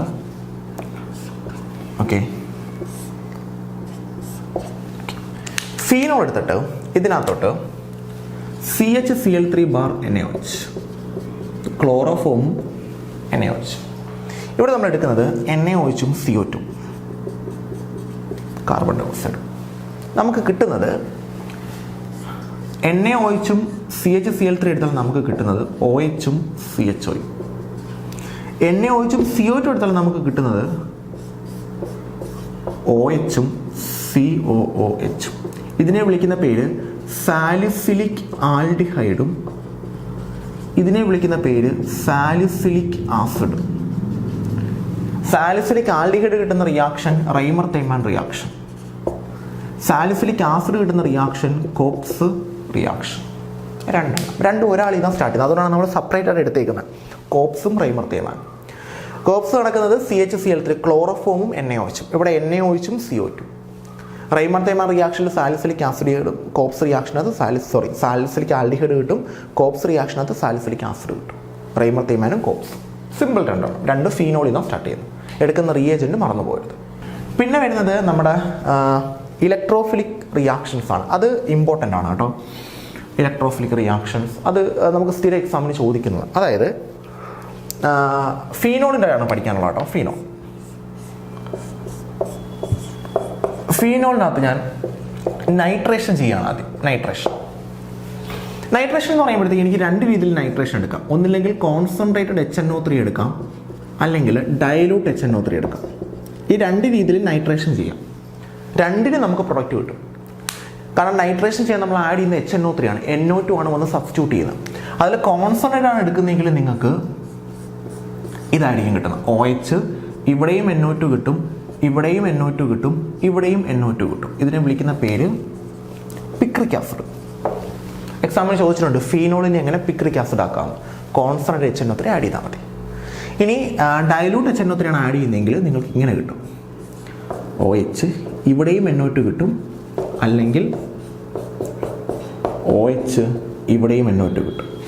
ഓർത്തോയിലും പാരയിലും സെപ്പറേറ്റ് ആയിട്ട് കിട്ടും. ഇത് ഓർത്തോയിലും പാരയിലും എല്ലാം കൂടെ ഒരുമിച്ച് കിട്ടും. കോൺസെൻട്രേറ്റ് ആണെങ്കിൽ, ഡയലൂട്ട് ആണെങ്കിൽ ഓർത്തോയിലോ പാരയിലോ എവിടെയെങ്കിലും ഒരിടത്ത് കിട്ടും. ഇനി അടുത്തത് ഇതേ ഫീനോളിനെ തന്നെ എടുക്കുന്നു. കോൺട്രവേഴ്സി വരുന്ന രണ്ടെണ്ണേ പറയുന്നോളെ. ഇതേ ഫീനോളിനെ തന്നെ എടുക്കുന്നു. എന്നിട്ട് ആദ്യം ബ്രോമിൻ ആഡ് ചെയ്യുന്നു. In presence of FeX3 bromine add ചെയ്യുന്നു. നമുക്ക് കിട്ടുന്നത് OHൻ്റെ ഓർത്തോ പൊസിഷനിൽ ബ്രോമിൻ വരും, അല്ലെങ്കിൽ OHൻ്റെ പാരാ പൊസിഷനിൽ ബ്രോമിൻ വരും, ഓർത്തയിലോ പാരയിലോ. എന്നാൽ ഇതിനകത്തോട്ട് ഞാൻ ആഡ് ചെയ്യുന്നത് ബ്രോമിൻ വാട്ടർ ആണെങ്കിൽ, ബ്രോമിനും വെള്ളവും ആണെങ്കിൽ എനിക്ക് കിട്ടുന്നത് ഇങ്ങനെയായിരിക്കും. OH, ഇവിടെയും ബ്രോമിൻ വരും, ഇവിടെയും ബ്രോമിൻ വരും, ഇവിടെയും ബ്രോമിൻ വരും. ഇതിനെ വിളിക്കുന്ന പേര് ട്രൈബ്രോമോ ഫീനോൾ. അത് ബ്രോമിൻ വാട്ടർ ആണെങ്കിൽ. അല്ലാതെ ഹാലജനേഷൻ ബ്രോമിന് FeX3 ആണെങ്കിൽ ഓർത്തോയിലോ പാരയിലോ സെപ്പറേറ്റ് ആയിട്ട് ബ്രോമിൻ വരും. ഈ രണ്ട് റിയാക്ഷനുമാണ് നിങ്ങൾ ഇലക്ട്രോഫിലിക് സബ്സ്റ്റിറ്റ്യൂഷനകത്ത് നോക്കി വെക്കേണ്ടത്. പിന്നുള്ള രണ്ട് റിയാക്ഷൻ നിങ്ങൾ പഠിച്ചു. ഇലക്ട്രോഫിലിക് സബ്സ്റ്റിറ്റ്യൂഷൻ മറ്റേ കോപ്സും റെയ്മർ തേയ്മാനും. അത് ഇലക്ട്രോഫിലിക് സബ്സ്റ്റിറ്റ്യൂഷൻ എക്സാമ്പിളാണ്. പക്ഷേ അത് നെയിംഡ് റിയാക്ഷനായിട്ട് നിങ്ങൾ പഠിച്ചിട്ടുണ്ട്. പിന്നെ ഈ രണ്ട് റിയാക്ഷനും പഠിച്ചു വെച്ചേക്കാം. നിങ്ങൾക്ക് എക്സാമിന് ഫീനോൾ പ്ലസ് കോൺസെൻട്രേറ്റ് HNO3 എന്ന് തരത്തുള്ളൂ. പ്രോഡക്റ്റ് ഇതാണെന്ന് മനസ്സിലാക്കി വെച്ചേക്കാം. ഡയലൂട്ട് HNO3 ആണെങ്കിൽ ഓർത്തയും പാരയും സെപ്പറേറ്റ് കിട്ടും. ബ്രോമിൻ വാട്ടർ ആണെങ്കിൽ എല്ലായിടത്തും ബ്രോമിൻ വരും. മീൻസ് ഇവിടെയും ഇവിടെയും ഇവിടെയും. ഇവിടെ രണ്ടിടത്തും വരത്തില്ലേ. ഇത് മെറ്റാ പൊസിഷനാണ്, വരത്തില്ല. പിന്നെ ബ്രോമിൻ FeX3 ആണെങ്കിൽ ഓരോരുത്തരത്ത് മാത്രം വരും, ഓർത്തയിലോ പാരയിലോ. ഓക്കെ ആണല്ലോ. So electrophilic reactions. ഓക്കെ, ഇനി നമുക്ക് വരുന്നതെന്ന് പറയുന്നത് ബോയിലിംഗ് പോയിന്റ് ബേസ്ഡ് ക്വസ്റ്റ്യൻസ് ആണ്. ഇത്രയും കാര്യം മാത്രം നിങ്ങൾ മനസ്സിലാക്കി വെച്ചാൽ വേറെ ഒന്നും ഞാൻ പറയുന്നില്ല. നിങ്ങൾ ബോയിലിംഗ് പോയിന്റ് ബേസ് ചെയ്തിട്ടാണ് ക്വസ്റ്റ്യൻ ചോദിക്കുന്നതെങ്കിൽ നിങ്ങൾ ഫസ്റ്റ് നോക്കേണ്ടത് കാർബണിൻ്റെ എണ്ണം കൂടുന്നതിനനുസരിച്ച് ബോയിലിംഗ് പോയിന്റ് കൂടും. ഒരാൾക്ക് 2 കാർബൺ, ഒരാൾക്ക് 3 കാർബൺ, ഒരാൾക്ക് 4 കാർബൺ. ആർക്കാ ബോയിലിംഗ് പോയിന്റ് കൂടുതൽ? കാർബണിൻ്റെ എണ്ണം കൂടുന്തോറും ബോയിലിംഗ് പോയിന്റ് കൂടും. അപ്പോൾ ഇയാളെക്കാട്ടിയും ബോയിലിംഗ് പോയിന്റ് കൂടുതലായിരിക്കും ഇയാൾക്ക്, ഇയാളെക്കാട്ടിയും ബോയിലിംഗ് പോയിന്റ് കൂടുതലായിരിക്കും ഇയാൾക്ക്. കാർബണിൻ്റെ എണ്ണം കൂടുന്തോറും ബോയിലിംഗ് പോയിന്റ് കൂടും. ഇനി 2, 3, 4, 4 കാർബണിൻ്റെ എണ്ണം കൂടുന്തോറും ബോയിലിംഗ് പോയിന്റ് കൂടും. ഇയാളെക്കാട്ടിയും ബോയിലിംഗ് പോയിന്റ് കൂടുതലായിരിക്കും ഇയാൾക്ക്, ഇയാളെക്കാട്ടിയും കൂടുതലായിരിക്കും ഇയാൾക്കും ഇയാൾക്കും. 2 പേർക്ക് 4 കാർബൺ വീതം ഉണ്ട്. അതിലാർക്കാണ് ബോയിലിംഗ് പോയിന്റ് കൂടുതൽ? അങ്ങനെ സെയിം നമ്പർ ഓഫ് കാർബൺ വരികയാണെങ്കിൽ ബ്രാഞ്ച് നോക്കുക. ബ്രാഞ്ച് കൂടുന്തോറും ബോയിലിംഗ് പോയിന്റ് കുറയും. 2 പേർക്ക് സെയിം നമ്പർ ഓഫ് കാർബൺ ആണെങ്കിൽ ഇതിനകത്ത് ആർക്കാണ് ബ്രാഞ്ച് വരുന്നതെന്ന് നോക്കുക. ആർക്കാണോ ബ്രാഞ്ച് വരുന്നത് അയാൾക്ക് ബോയിലിംഗ് പോയിന്റ് കുറവായിരിക്കും. അപ്പോൾ ഇയാൾക്കാണ് ബ്രാഞ്ച് എങ്കിൽ ഇയാൾക്ക് ബോയിലിംഗ് പോയിന്റ് ഇയാളെക്കാട്ടിയും കുറവായിരിക്കും. അപ്പോൾ ഇയാൾക്കാണ് ഏറ്റവും കൂടുതൽ, പിന്നാണ് ഇയാൾക്ക് വരുന്നത്. അപ്പോൾ ബോയിലിംഗ് പോയിന്റ് ബേസ്ഡ് ക്വസ്റ്റ്യൻസ് എങ്ങനെയാണ് ചെയ്യേണ്ടത്? ഇത്രയും കാര്യം മാത്രം ആലോചിക്കുക. കുറേ ആൾക്കാരെ തന്നിട്ട് ബോയിലിംഗ് പോയിന്റിൻ്റെ ഓർഡർ എഴുതാൻ പറയും. അങ്ങനെ ആയിരിക്കും ക്വസ്റ്റ്യൻ ചോദിക്കുന്നത്. അപ്പോൾ നിങ്ങൾ നോക്കേണ്ടത് എല്ലാവരുടെയും കാർബണിൻ്റെ എണ്ണം എഴുതുക. സ്ട്രക്ചർ ആയിരിക്കും തരുന്നത്, അല്ലെങ്കിൽ പേരായിരിക്കും തരുന്നത്. പേരിനെ സ്ട്രക്ചറാക്കി മാറ്റിയിട്ട് എല്ലാവരുടെയും കാർബണിൻ്റെ എണ്ണം എഴുതാം. കാർബണിൻ്റെ എണ്ണം കൂടുന്തോറും ബോയിലിംഗ് പോയിന്റ് കൂടും. ഇനി കാർബണിൻ്റെ എണ്ണം 2 പേർക്ക് സെയിം ആയിട്ട് വന്നാൽ ആർക്കാണോ ആ 2 പേരിൽ ബ്രാഞ്ച് വരുന്നത് അയാൾക്ക് ബോയിലിംഗ് പോയിന്റ് മറ്റേയാളെക്കാട്ടിയും കുറവായിരിക്കും. അതാണ് ബോയിലിംഗ് പോയിന്റിനെ ബേസ് ചെയ്യുന്ന ക്വസ്റ്റ്യൻസ്. Okay fine. ഓക്കെ, ഇനിയാണ് നമുക്ക് നമ്മുടെ ആൽഡിഹൈഡ്സ്, കീറ്റോൺസ്, കാർബോക്സിലിക് ആസിഡ് വരുന്നത്. ആൽക്കഹോൾസ്, ഫിനോൾസ്, ഈതേഴ്സ് കഴിഞ്ഞു. അതിനകത്ത് ആൽഡിഹൈഡ്സ്, കീറ്റോൺസ്, കാർബോക്സ്. അതിനകത്ത് കുറേ നെയിംഡ് റിയാക്ഷൻസ് ഉണ്ട്, ഒരുപാടെണ്ണം ഉണ്ട്. അതിനകത്ത് സ്റ്റീഫൻസ് റിയാക്ഷൻ വരുന്നുണ്ട്, റോസൻമണ്ട് റിഡക്ഷൻ വരുന്നുണ്ട്, പിന്നെ എറ്റാർഡ് റിയാക്ഷൻ വരുന്നുണ്ട്. അങ്ങനെ കുറേ റിയാക്ഷൻസ് വരുന്നുണ്ട്. ആ റിയാക്ഷൻസ് എല്ലാം നിങ്ങൾ പഠിക്കണം. എന്താണ് സംഭവിക്കുന്നത് മസ്റ്റായിട്ട് നോക്കി വെച്ചേക്കണം. ഒരു കാരണവശാലും അതിനെ വിടരുത്. എറ്റാർഡ് റിയാക്ഷൻ, സ്റ്റീഫൻസ് റിയാക്ഷൻ ഉണ്ട്, റോസൻമണ്ട് റിഡക്ഷൻ ഉണ്ട്. എല്ലാ റിയാക്ഷൻസും ഒന്നുപോലും വിടാതെ എല്ലാം പഠിച്ചോണം. പിന്നെ ആൽഡോൾ കണ്ടൻസേഷൻ ഉണ്ട്, കാനിസാരോ റിയാക്ഷൻ ഉണ്ട്. നമ്മൾ സെപ്പറേറ്റ് എടുത്തിട്ടുണ്ട് രണ്ടും. മസ്റ്റായിട്ടും എല്ലാ നെയിംഡ് റിയാക്ഷൻ എടുത്ത് പറയുന്നില്ല. Aldehydes, ketones, carboxyl HSS.live note download ചെയ്യുക. ആൽഡിഹൈഡ്സ്, കീറ്റോൺസ്, കാർബോക്സിലിക് ആസിഡ് എടുക്കുക. അതിനകത്ത് ഏതൊക്കെ നെയിംഡ് റിയാക്ഷൻ ഉണ്ടോ എല്ലാ റോസൻമണ്ട് റിഡക്ഷൻ, സ്റ്റീഫൻസ് റിയാക്ഷൻ, പിന്നെ അത് കണക്ക് തന്നെ aldol condensation, Cannizzaro reaction, Etard reaction, Gattermann Koch reaction, എല്ലാ റിയാക്ഷനും പഠിക്കണം. പ്രത്യേകിച്ച് എടുത്ത് പറയുന്നില്ല അതിനകത്ത് എല്ലാ റിയാക്ഷനും. കാരണം അതിനകത്താണ് ഏറ്റവും കൂടുതൽ നെയിംഡ് റിയാക്ഷൻ വരുന്നത്. മസ്റ്റായിട്ട് പഠിച്ചു വെച്ചേക്കണം എല്ലാ നെയിംഡ് റിയാക്ഷനും കേട്ടോ. പിന്നെ വരുന്നത് ആൽഡോൾ കണ്ടൻസേഷനും കാനിസാരോ റിയാക്ഷനുമാണ്. അത് രണ്ടും ആൽഡിഹൈഡിൽ നടക്കുന്ന റിയാക്ഷനാണ്. ആൽഡോൾ കണ്ടൻസേഷൻ എന്ന് പറയുമ്പോഴത്തേക്ക് ആൽഡിഹൈഡ് അറ്റാച്ച് ചെയ്തേക്കുന്ന കാർബണിനകത്ത് ആൽഫ ഹൈഡ്രജൻ വേണം. ആൽഡിഹൈഡ് അറ്റാച്ച് ചെയ്തേക്കുന്ന കാർബണിനകത്ത് ഹൈഡ്രജൻ ഉണ്ടെങ്കിൽ ഏത് റിയാക്ഷൻ ആയിരിക്കും? ആൽഡോൾ കണ്ടൻസേഷൻ ആയിരിക്കും. ആൽഡിഹൈഡ് അറ്റാച്ച് ചെയ്തേക്കുന്ന കാർബണിനകത്ത് ഹൈഡ്രജൻ ഇല്ല എന്നുണ്ടെങ്കിൽ ഏത് റിയാക്ഷൻ ആയിരിക്കും? കാനിസാരോ. രണ്ടിനും എടുക്കുന്ന ഒരേ ആൾക്കാരെയാണ്, NaOH അല്ലെങ്കിൽ KOH. അപ്പം നിങ്ങൾ നോക്കേണ്ടത് ഇതാണ്. ആൽഡിഹൈഡ് തന്നിട്ട് NaOH KOH ആണ് ആരോഗ്യക്കകത്ത് തരുന്നതെങ്കിൽ അത് ആൽഡോൾ കണ്ടൻസേഷനോ കാനിസാരോ റിയാക്ഷനോ ആണ്. ആൽഡോൾ കണ്ടൻസേഷൻ ആണെങ്കിൽ നിങ്ങൾ ജസ്റ്റ് നോക്കേണ്ടത്, ആൽഡോൾ കണ്ടൻസേഷൻ ആവണമെങ്കിൽ നിങ്ങൾ ജസ്റ്റ് നോക്കേണ്ടത് ആ CHO അറ്റാച്ച് ചെയ്തേക്കുന്ന കാർബണിനകത്ത് ഹൈഡ്രജൻ ഉണ്ടോ എന്ന് ചെക്ക് ചെയ്യുക. CHO അറ്റാച്ച് ചെയ്തേക്കുന്ന കാർബണിൽ ഹൈഡ്രജൻ ഉണ്ടെങ്കിൽ അത് ആൽഡോൾ കണ്ടൻസേഷനും, CHO അറ്റാച്ച് ചെയ്തേക്കുന്ന കാർബണിൽ ഹൈഡ്രജൻ ഇല്ല എന്നുണ്ടെങ്കിൽ അത് കാനിസാരോ റിയാക്ഷനും ആയിരിക്കും. ചെക്ക് ചെയ്യാം നമുക്ക്. നോക്കിയോണേ, എളുപ്പമാണ്. രണ്ട് സിമ്പിളാണ്. രണ്ട് സെപ്പറേറ്റ് ആയിട്ട് പറയാൻ കാരണം എക്സാമിന് സ്ഥിരം ചോദിക്കുന്നുണ്ട്. ഇനി എനിക്ക് ചെക്ക് ചെയ്യേണ്ടത് ഇത് ആൽഡോൾ കണ്ടൻസേഷനാണ്. കാരണം ഇത് ആൽഡിഹൈഡ് രണ്ടിടത്ത് NaOH KOH ആഡ് ചെയ്യുന്നു. അപ്പോൾ ആൽഡോൾ കണ്ടൻസേഷനോ കാനിസാരോ റിയാക്ഷനോ ആണ്. അതിലേതാണെന്നാണ് എനിക്ക് നോക്കേണ്ടത്. അപ്പോൾ ആൽഡോൾ കണ്ടൻസേഷൻ ആകണമെങ്കിൽ CHO അറ്റാച്ച് ചെയ്തേക്കുന്ന കാർബണിനകത്ത് ഹൈഡ്രജൻ ഉണ്ടായിരിക്കണം. ഉണ്ട്. അപ്പോൾ ഇത് ആൽഡോൾ കണ്ടൻസേഷനാണ്. അതിൻ്റെ പ്രോഡക്റ്റ് നമുക്ക് എഴുതാം. ഇവിടെ CHO അറ്റാച്ച് ചെയ്തേക്കുന്ന CHO കാർബണിനകത്ത് അറ്റാച്ച് ചെയ്തിട്ട് പോലും ഇല്ല. അപ്പോൾ അവിടെ ഒരു കാർബൺ ഇല്ല, അപ്പോൾ ഹൈഡ്രജനും ഇല്ല. അപ്പോൾ ഇത് ഏത് റിയാക്ഷനാണ്? കാനിസാരോ. കാനിസാരോയുടെ പ്രൊഡക്റ്റ് ഞാൻ ആദ്യം എഴുതാം. കാനിസാരോ സിമ്പിളാണ്. കാനിസാരോയിൽ നമ്മുടെ CHO ആദ്യം ഒരു CHO CH2OH ആക്കുക. കാനിസാരോ റിയാക്ഷൻ നടക്കുന്നത് ആദ്യത്തെ CHOയെ CH2OH ആക്കുക, രണ്ടാമത്തെ CHOയെ COONA ആക്കുക. അതായത് ഇവിടെ നമ്മൾ 2 എണ്ണം എടുക്കും, ഇവിടെയും നമ്മൾ 2 എണ്ണം എടുക്കും. രണ്ടിടത്ത് നമ്മൾ ഓരോന്ന് വീതമാണ് എടുക്കുന്നതെങ്കിൽ 2 എണ്ണമാണ് ഒരു സമയം റിയാക്ട് ചെയ്യുന്നത്. അതിൽ ആദ്യത്തെ ആളുടെ കണ്ടൻസർ റിയാക്ഷൻ ആണെങ്കിൽ അതിൽ ആദ്യത്തെ ആളുടെ CHOയെ CH2OH ആക്കുക, രണ്ടാമത്തെ ആളുടെ CHOയെ COONA ആക്കുക. അപ്പം HCOONA ഇതാണ് പ്രൊഡക്റ്റ്. ഓക്കെ, അത് വേറെ റിയാക്ഷൻ എന്താ, ബെൻസീൻ റിങ്ങിനകത്ത് CH പ്ലസ് NaOH. ഇത് ഏത് റിയാക്ഷൻ ആണെന്ന് ചെക്ക് ചെയ്യാം. ഇതാണ് CHO, ഇതാണ് CHO അറ്റാച്ച് ചെയ്തിരിക്കുന്ന കാർബൺ. അതിനകത്ത് ഹൈഡ്രജൻ ഉണ്ടോ? ഇല്ല. അതിനകത്ത് ഹൈഡ്രജൻ ഉണ്ടായിരുന്നു, ബെൻസീൻ റിങ്ങിലെല്ലാം ഓരോ ഹൈഡ്രജൻ വീതം ഉണ്ട്. പക്ഷെ ആ ഒരു ഹൈഡ്രജനെ മാറിയിട്ടാണ് CHO വന്നിരിക്കുന്നത്. അപ്പോൾ ഇതിനകത്ത് ഹൈഡ്രജൻ ഇല്ല. അപ്പോൾ ഇത് ഏത് റിയാക്ഷനാണ്? കന്നിസാരമാണ്. അപ്പോൾ എന്താ സംഭവിക്കുന്നത്? മൊത്തം 2 എണ്ണം വരും. അതിൽ ഒരു CHO എന്താക്കുക? CH2OH. അപ്പോൾ ഒരു CHO മാറ്റിയിട്ട് CH2OH ആക്കുക. ദെൻ രണ്ടാമത്തെ CHOയെ മാറ്റിയിട്ട് എന്താക്കുക? COON. കഴിയും പ്രൊഡക്റ്റ്. ഇതാണ് കെൻസർ.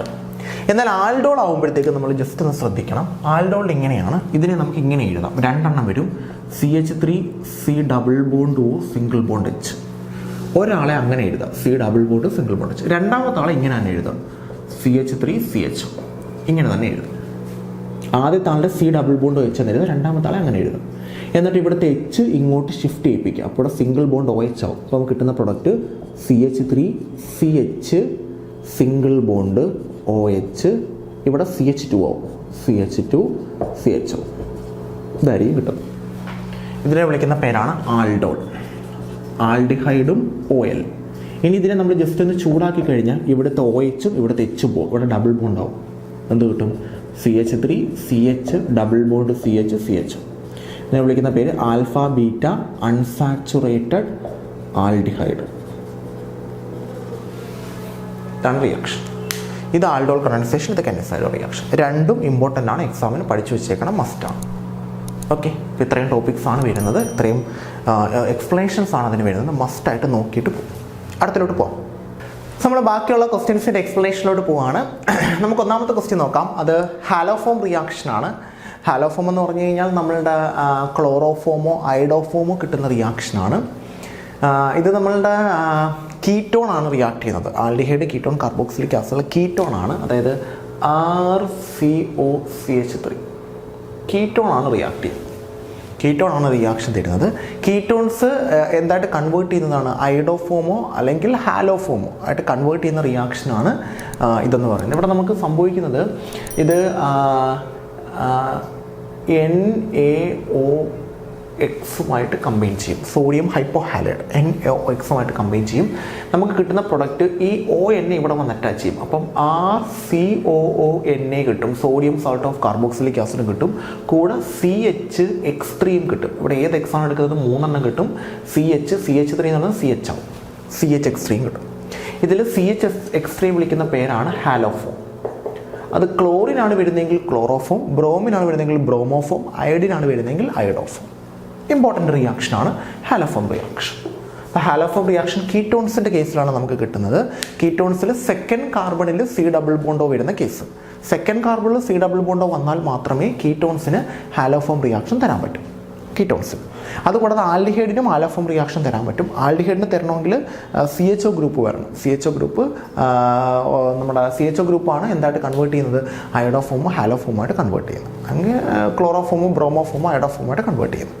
അപ്പം കീറ്റോൺസിൻ്റെ കേസിൽ NaOXുമായിട്ട് റിയാക്ട് ചെയ്യുന്നു, നമുക്ക് എന്ത് കിട്ടുന്നു? അയഡോഫോം കിട്ടും. ഇതാണ് അയഡോഫോം റിയാക്ഷൻ. അടുത്തത് ഗ്രിഗ്നാർഡ് റിയേജൻ്റ് ആണ്. ഗ്രിഗ്നാർഡ് റിയേജൻ്റ് എന്ന് പറയുമ്പോഴത്തേക്ക് നമുക്ക് ഒരുപാട് റിയാക്ഷൻ വരുന്നുണ്ട്. അതിനകത്ത് ഒരു റിയാക്ഷൻ മാത്രമാണ് നിങ്ങൾ ഇമ്പോർട്ടൻസ് കൊടുത്ത് പഠിക്കേണ്ടത്. കാരണം ഗ്രിഗ്നാർഡ് റിയേജൻ്റ് കാർബൺ ഡൈ ഓക്സൈഡുമായിട്ട് റിയാക്ട് ചെയ്യുന്ന റിയാക്ഷൻ ഉണ്ട്. അതാണ് നിങ്ങൾ മസ്റ്റായിട്ട് പഠിച്ചു വെക്കേണ്ടത്. അപ്പം ഗ്രിഗ്നാർഡ് റിയേജൻ്റ് ഞാൻ RMgX എന്ന് എടുക്കുകയാണ്. ഇത് carbon dioxide C double bond O double bond O, ഇതിനെ വിളിക്കുന്ന പേരാണ് കാർബൺ ഡൈ ഓക്സൈഡ്. കാർബൺ ഡൈ ഓക്സൈഡുമായിട്ട് റിയാക്ട് ചെയ്യുകയാണ്. റിയാക്ട് ചെയ്യുന്ന സമയത്ത് ഇങ്ങനെയാണ് സംഭവിക്കുന്നത്. കാർബണും ഓക്സിജനും തമ്മിൽ ഇലക്ട്രോനെഗറ്റിവിറ്റി ഡിഫറൻസ് ഉണ്ട്, പക്ഷേ അത് ക്യാൻസലായി പോകും. ഇലക്ട്രോനെഗറ്റീവ് ഡിഫറൻസ് ഉണ്ട്. അപ്പോൾ ഓക്സിജനൊരു പാർഷ്യൽ നെഗറ്റീവും ഇതിനൊരു പാർഷ്യൽ പോസിറ്റീവും കിട്ടും.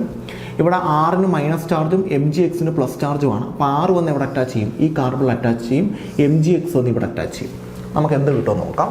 നമുക്ക് കിട്ടുന്ന പ്രൊഡക്റ്റ് C ഒരു ഡബിൾ ബോണ്ടോ അങ്ങനെ തന്നെയുണ്ട്, അതിന് മാറ്റമില്ല. ഞാൻ മുകളിലോട്ട് എഴുതിയേക്കാണ്. ഈ കാർബണിൽ R വരും, ഈ കാർബണിൽ R വന്ന് അറ്റാച്ച് ചെയ്യും. പിന്നെ വേറെ ഒരു O ഉണ്ട്, O double bond single bond ആകും, കാരണം MgX വന്ന് അറ്റാച്ച് ചെയ്യും, MgX. ഇനി നമ്മൾ ഇതിനകത്ത് വാട്ടർ ആഡ് ചെയ്ത് കഴിഞ്ഞാൽ ഇങ്ങനെ ബ്രേക്ക് ചെയ്യും. ഇവിടെ എച്ച് വരും, ഇവിടെ ഒ എച്ച് വരും. അപ്പോൾ എന്ത് കിട്ടും? RCOOHും വരും, MgXOHും വരും. ഇതാണ് റിയാക്ഷൻ. ഇത് കാർബൺ ഡൈ ഓക്സൈഡിൽ നിന്ന് കാർബോക്സിലിക് ആസിഡിനെ പ്രിപ്പയർ ചെയ്യുന്ന റിയാക്ഷനാണ്. ഇതാണ് ഗ്രിഗ്നാർഡ് റിയേജൻ്റ് കേസിൽ നിങ്ങൾ കുറച്ചും കൂടി ഇമ്പോർട്ടൻസ് കൊടുത്ത് പഠിക്കേണ്ടത്. കാരണം ഗ്രിഗ്നാർഡ് റിയേജൻറ്റിൽ കാർബൺ ഡൈ ഓക്സൈഡും ഗ്രിഗ്നാർഡ് റിയേജൻറ്റും തമ്മിൽ റിയാക്ട് ചെയ്യുന്ന റിയാക്ഷനാണ് കൂടുതലായിട്ടും ചോദിക്കുന്നത്. അപ്പം ഗ്രിഗ്നാർഡ് റിയേജൻറ്റ് RMgX അത് കാർബൺ ഡൈ ഓക്സൈഡ് ഡബിൾ ബോണ്ടോ ആയിട്ട് റിയാക്ട് ചെയ്യുന്നു. Rന് നെഗറ്റീവ് ചാർജ് ആണ്, അത് വന്ന് കാർബൺ അറ്റാച്ച് ചെയ്യുന്നു. MgX വന്ന് ഓയിൽ അറ്റാച്ച് ചെയ്യുന്നു. COO വരും. ദെൻ വാട്ടർ ആഡ് ചെയ്യുന്നു, HOHും ഓയുടെ കൂടെ H വരും, MgXൻ്റെ കൂടെ OH വരും. ഗ്രിഗ്നാർഡ് റിയേജൻറ്റ് ഇത് ഇമ്പോർട്ടൻ്റ് ആണ്, എക്സാമിന് സ്ഥിരം ചോദിക്കുന്നതാണ്. ഓക്കെ, ഇനി ഹൈഡ്രോ കാർബൺ എന്തായിട്ട് കൺവേർട്ട് ചെയ്യുന്നു? ആസിഡായിട്ട് കൺവേർട്ട് ചെയ്യുന്നു. അപ്പോൾ ഹൈഡ്രോ കാർബണെ ആസിഡായിട്ട് കൺവേർട്ട് ചെയ്യുന്ന എല്ലാ റിയാക്ഷൻസും നിങ്ങൾ നോക്കി വെച്ചേക്കണം. അതായത് ഇപ്പം ബെൻസീൻ്റെ മുകളിൽ ഏതെങ്കിലും ഒരു ഹൈഡ്രോ കാർബൺ വരികയാണ്, ഫോർ എക്സാമ്പിൾ R. ഇതിനകത്തോട്ട് നമ്മൾ KMnO4 അല്ലെങ്കിൽ KMnO4 bar KOH followed by H3O+, acid catalysed water add ചെയ്ത് കഴിഞ്ഞാൽ ആ R ഗ്രൂപ്പ് മാറിയിട്ട് അതിന് പകരം നമുക്ക് കിട്ടുന്നത് COOH ആയിരിക്കും, കാർബോക്സിലിക് ആസിഡ് ആയിരിക്കും കിട്ടുന്നത്. ഇതാണ് reduction of hydrocarbon to carboxylic acid. ഹൈഡ്രോ കാർബണെ കാർബോക്സിലിക് ആസിഡായിട്ട് കൺവേർട്ട് ചെയ്യും. ഓക്കെ, അപ്പോൾ ഇത് മസ്റ്റായിട്ടും പഠിച്ചു വെച്ചേക്കാം. ബെൻസീൻ റിങ്ങിന് മുകളിൽ വരുന്ന ആൽക്കെയിൻസ് ആണെങ്കിൽ അവരെ നമുക്ക് എന്തായിട്ട് ഹൈഡ്രോ കാർബൺ ബെൻസീൻ റിങ്ങിന് മുകളിൽ വന്നു കഴിഞ്ഞാൽ നമ്മൾ അതിനകത്തൊരു KMnO4 KOH ആഡ് ചെയ്ത് കഴിഞ്ഞാൽ നമുക്ക് എന്ത് കിട്ടും? അത് COOH ആയിട്ട് കൺവേർട്ട് ചെയ്യും. അത് ഇമ്പോർട്ടൻ്റ് ആണ്, എക്സാമിൽ പഠിച്ചു വെച്ചേക്കുക. ഓക്കെ, നമ്മൾ കാർബോക്സിലിക് ആസിഡിൻ്റെ പ്രിപ്പറേഷനകത്ത് പഠിക്കുന്നതാണ്. ഓക്കെ, അതിനുശേഷം ഓൾ നെയിംഡ് റിയാക്ഷൻസ്. അതിനകത്ത് കുറേ നെയിംഡ് റിയാക്ഷൻ നമ്മൾ പറഞ്ഞു കഴിഞ്ഞു. പിന്നെ വേണ്ടത് ടോളറൻസ് ടെസ്റ്റും ഫെയിലിംഗ് ടെസ്റ്റുമാണ്. രണ്ടും ആൽഡിഹൈഡ്സിനെ ഡിസ്റ്റിങ്വിഷ് ചെയ്യാൻ വേണ്ടി നമ്മൾ യൂസ് ചെയ്യുന്നതാണ്. ടോളറൻസ് എന്ന് പറയുന്നത് freshly prepared ammoniacal silver nitrate ആണ്. സിൽവർ നൈട്രേറ്റ് ആണ്. ഇത് നമ്മളുടെ എന്തിലോട്ട് ആഡ് ചെയ്താൽ, നമ്മുടെ ആൽഡിഹൈഡിലോട്ട് ആഡ് ചെയ്താൽ നമുക്ക് എന്ത് കിട്ടും? സിൽവർ മിറർ കിട്ടും. Silver mirror. ഫെയിലിംഗ് സൊല്യൂഷൻ എന്ന് പറയുന്നത് സോഡിയം പൊട്ടാസ്യം ടാർട്ടറേറ്റ് ആണ്. ഫെയിലിംഗ് എയും ഉണ്ട്, ഫെയിലിംഗ് ബിയും ഉണ്ട്. Sodium potassium tartrate, then sodium potassium tartrate നമ്മൾ ഒരു പേരും വിളിക്കാറുണ്ട്, റോഷെല്ലി സാൾട്ട്. അപ്പോൾ നമുക്ക് ഫെയിലിംഗ് എയും ഉണ്ട്, ഫെയിലിംഗ് ബിയും ഉണ്ട്. ഫെയിലിംഗ് ബി ആണ് sodium potassium tartrate. Failing A എന്ന് പറയുന്നത് കോപ്പർ സൾഫേറ്റ് ആണ്. ഒരു റെഡ് പ്രസിപ്പിറ്റേറ്റ് നമുക്ക് കിട്ടും. റെഡ് പ്രസിപ്പിറ്റേറ്റ് കിട്ടിക്കഴിഞ്ഞാൽ നമുക്ക് എന്തുണ്ട്? ആൽഡിഹൈഡ് ഉണ്ടെന്ന് കൺഫേം ചെയ്യാം. അപ്പോൾ രണ്ടെണ്ണം നെയിംഡ് റിയാക്ഷനകത്ത് നമ്മൾ ഇതിപ്പം ടോളറൻസ് ടെസ്റ്റും ഫെയിലിംഗ് ടെസ്റ്റും ആണ്. അതുകൂടാതെ നമുക്ക് റോസൻമണ്ട് റിഡക്ഷൻ ഉണ്ട്, പിന്നെ എറ്റാഡ് റിയാക്ഷൻ ഉണ്ട്, ഗട്ടർമാൻ കോച്ച് റിയാക്ഷൻ ഉണ്ട്, സ്റ്റീഫൻസ് റിയാക്ഷൻ ഉണ്ട്, പിന്നെ HVZ റിയാക്ഷൻ ഉണ്ട്, പിന്നെ അതേ കണക്ക് തന്നെ നമുക്ക് വുഫ്-കിഷ്ണർ റിഡക്ഷൻ ഉണ്ട്. അപ്പോൾ അതെല്ലാം റോസൻമണ്ട് റിഡക്ഷൻ ഉണ്ട്. ഇതെല്ലാം പഠിച്ചു വെച്ചേക്കണം കേട്ടോ.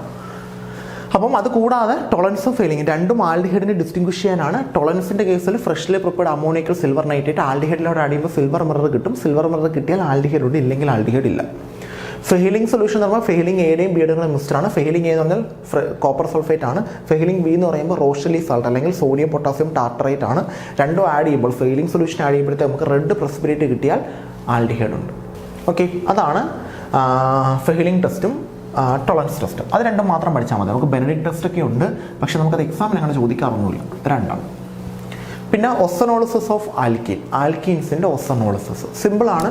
ഒരു ആൽക്കീൻ എടുക്കുക, നമ്മളത് +2ലും +1ലും പഠിച്ചാണ്. CH2 double bond CH2 ഓസോണുമായിട്ട് react ചെയ്യുന്നു. എന്താ ചെയ്യേണ്ട? ഡബിൾ ബോണ്ട് അങ്ങ് മായ്ക്കുക, അങ്ങനെ അങ്ങ് പഠിക്കുക. CH2 ഡബിൾ ബോണ്ട് മായിച്ചു, CH2 ഇവിടെ ഒരു ഓക്സിജൻ കൊടുക്കുക, ഇവിടെ ഒരു ഓക്സിജൻ കൊടുക്കുക, രണ്ടിനെയും കൂടെ കണക്ട് ചെയ്യുക, രണ്ടിനെയും കൂടെ ബ്രിഡ്ജ് ചെയ്ത് ഓക്സിജൻ. ഇതാണ് ഒസണൈഡ്, ഇതാണ് ഇൻ്റർമീഡിയറ്റ്.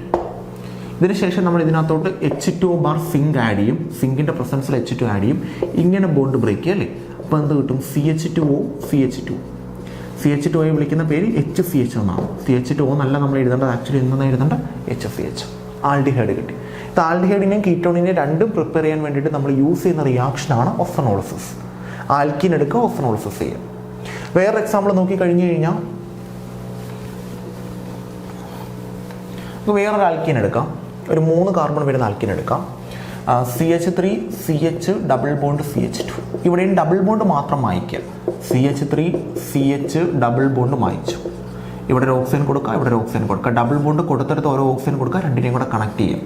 ഇതാണ് ഒസണൈഡ്. ഇതിനകത്തോട്ട് H2O സിങ്ക് കൊടുക്കുന്നു, ഇങ്ങനെ ബോണ്ട് ബ്രേക്ക് ചെയ്യുന്നു. CH3 CHO, പിന്നെ CH2O വിളിക്കുന്ന പേര് HCHO. സിമ്പിൾ സാധനം. ഇവിടെ രണ്ടിടത്തും ആൽഡിഹൈഡ് ആണ് കിട്ടിയത്. പിന്നെ നിങ്ങളൊരു കാര്യം ശ്രദ്ധിക്കേണ്ടത്, നിങ്ങൾക്ക് CH3 ഡബിൾ ബോണ്ട് CH2, അതായത് ഡബിൾ ബോണ്ട് ഫോം ചെയ്തേക്കുന്ന കാർബണിനകത്ത് ബ്രാഞ്ച് വല്ലതും വന്നാൽ നിങ്ങൾക്ക് ആ സൈഡ് കീറ്റോൺ ആയിട്ട് മാറും. ഓക്കെ, ഇവിടെ നോക്കാം, ഡബിൾ ബോണ്ട് ഫോം ചെയ്തേക്കുന്ന കാർബൺ ഇവിടെ ബ്രാഞ്ച് ഇല്ല, ഇവിടെ ഒരു ബ്രാഞ്ച് ഉണ്ട്. അപ്പോൾ ഈ സൈഡ് കീറ്റോൺ ആവും, ഈ സൈഡ് ആൽഡിഹൈഡ് ആവും. നോക്കാം നമുക്ക്. Double bond മായ്ക്കാം. CH3 സിക്കകത്ത് ഒരു CH3 ഉണ്ട്, ഞാൻ ഇങ്ങോട്ട് വരയ്ക്കുകയാണ്. ഡബിൾ ബോണ്ട് മായിച്ചു CH2, ഇവിടെ ഒരു ഓക്സിജൻ, ഇവിടെ ഒരു ഓക്സിജൻ, രണ്ടിനെയും കൂടെ കണക്ട് ചെയ്യുക, ബ്രിഡ്ജ് ചെയ്തൊരു ഓക്സിജൻ ഇങ്ങനെ കട്ട് ചെയ്യുന്നു. എന്ത് കിട്ടും? CH3COCH3 അല്ലേ? CH3COCH3, അതായത് ഈ പോർഷൻ കീറ്റോണായി, ഈ പോർഷൻ CH2 എന്ന് പറഞ്ഞാൽ ആരാ? HCHO. സിമ്പിൾ സാധനം. ഇതാണ് ഓസോണോളിസിസ് ഓഫ് ആൽക്കീൻ. സിമ്പിളാണ്, പഠിച്ചു വെച്ചോണേ. പിന്നെ വരുന്നത് ഇലക്ട്രോഫിലിക് റിയാക്ഷനാണ്. രണ്ട് റിയാക്ഷൻ നമുക്ക് പഠിക്കാനുള്ളൂ. അത് ആസിഡിൻ്റെ രണ്ട് റിയാക്ഷനാണ്. ഒന്നാമത്തേന്ന് പറയുന്നത് കാർബോക്സിലിക് ആസിഡ് എടുക്കുന്നു, അതിനകത്ത് നൈട്രേഷൻ ചെയ്യുന്നു. നൈട്രേഷൻ എന്ന് പറഞ്ഞാൽ ആരാ?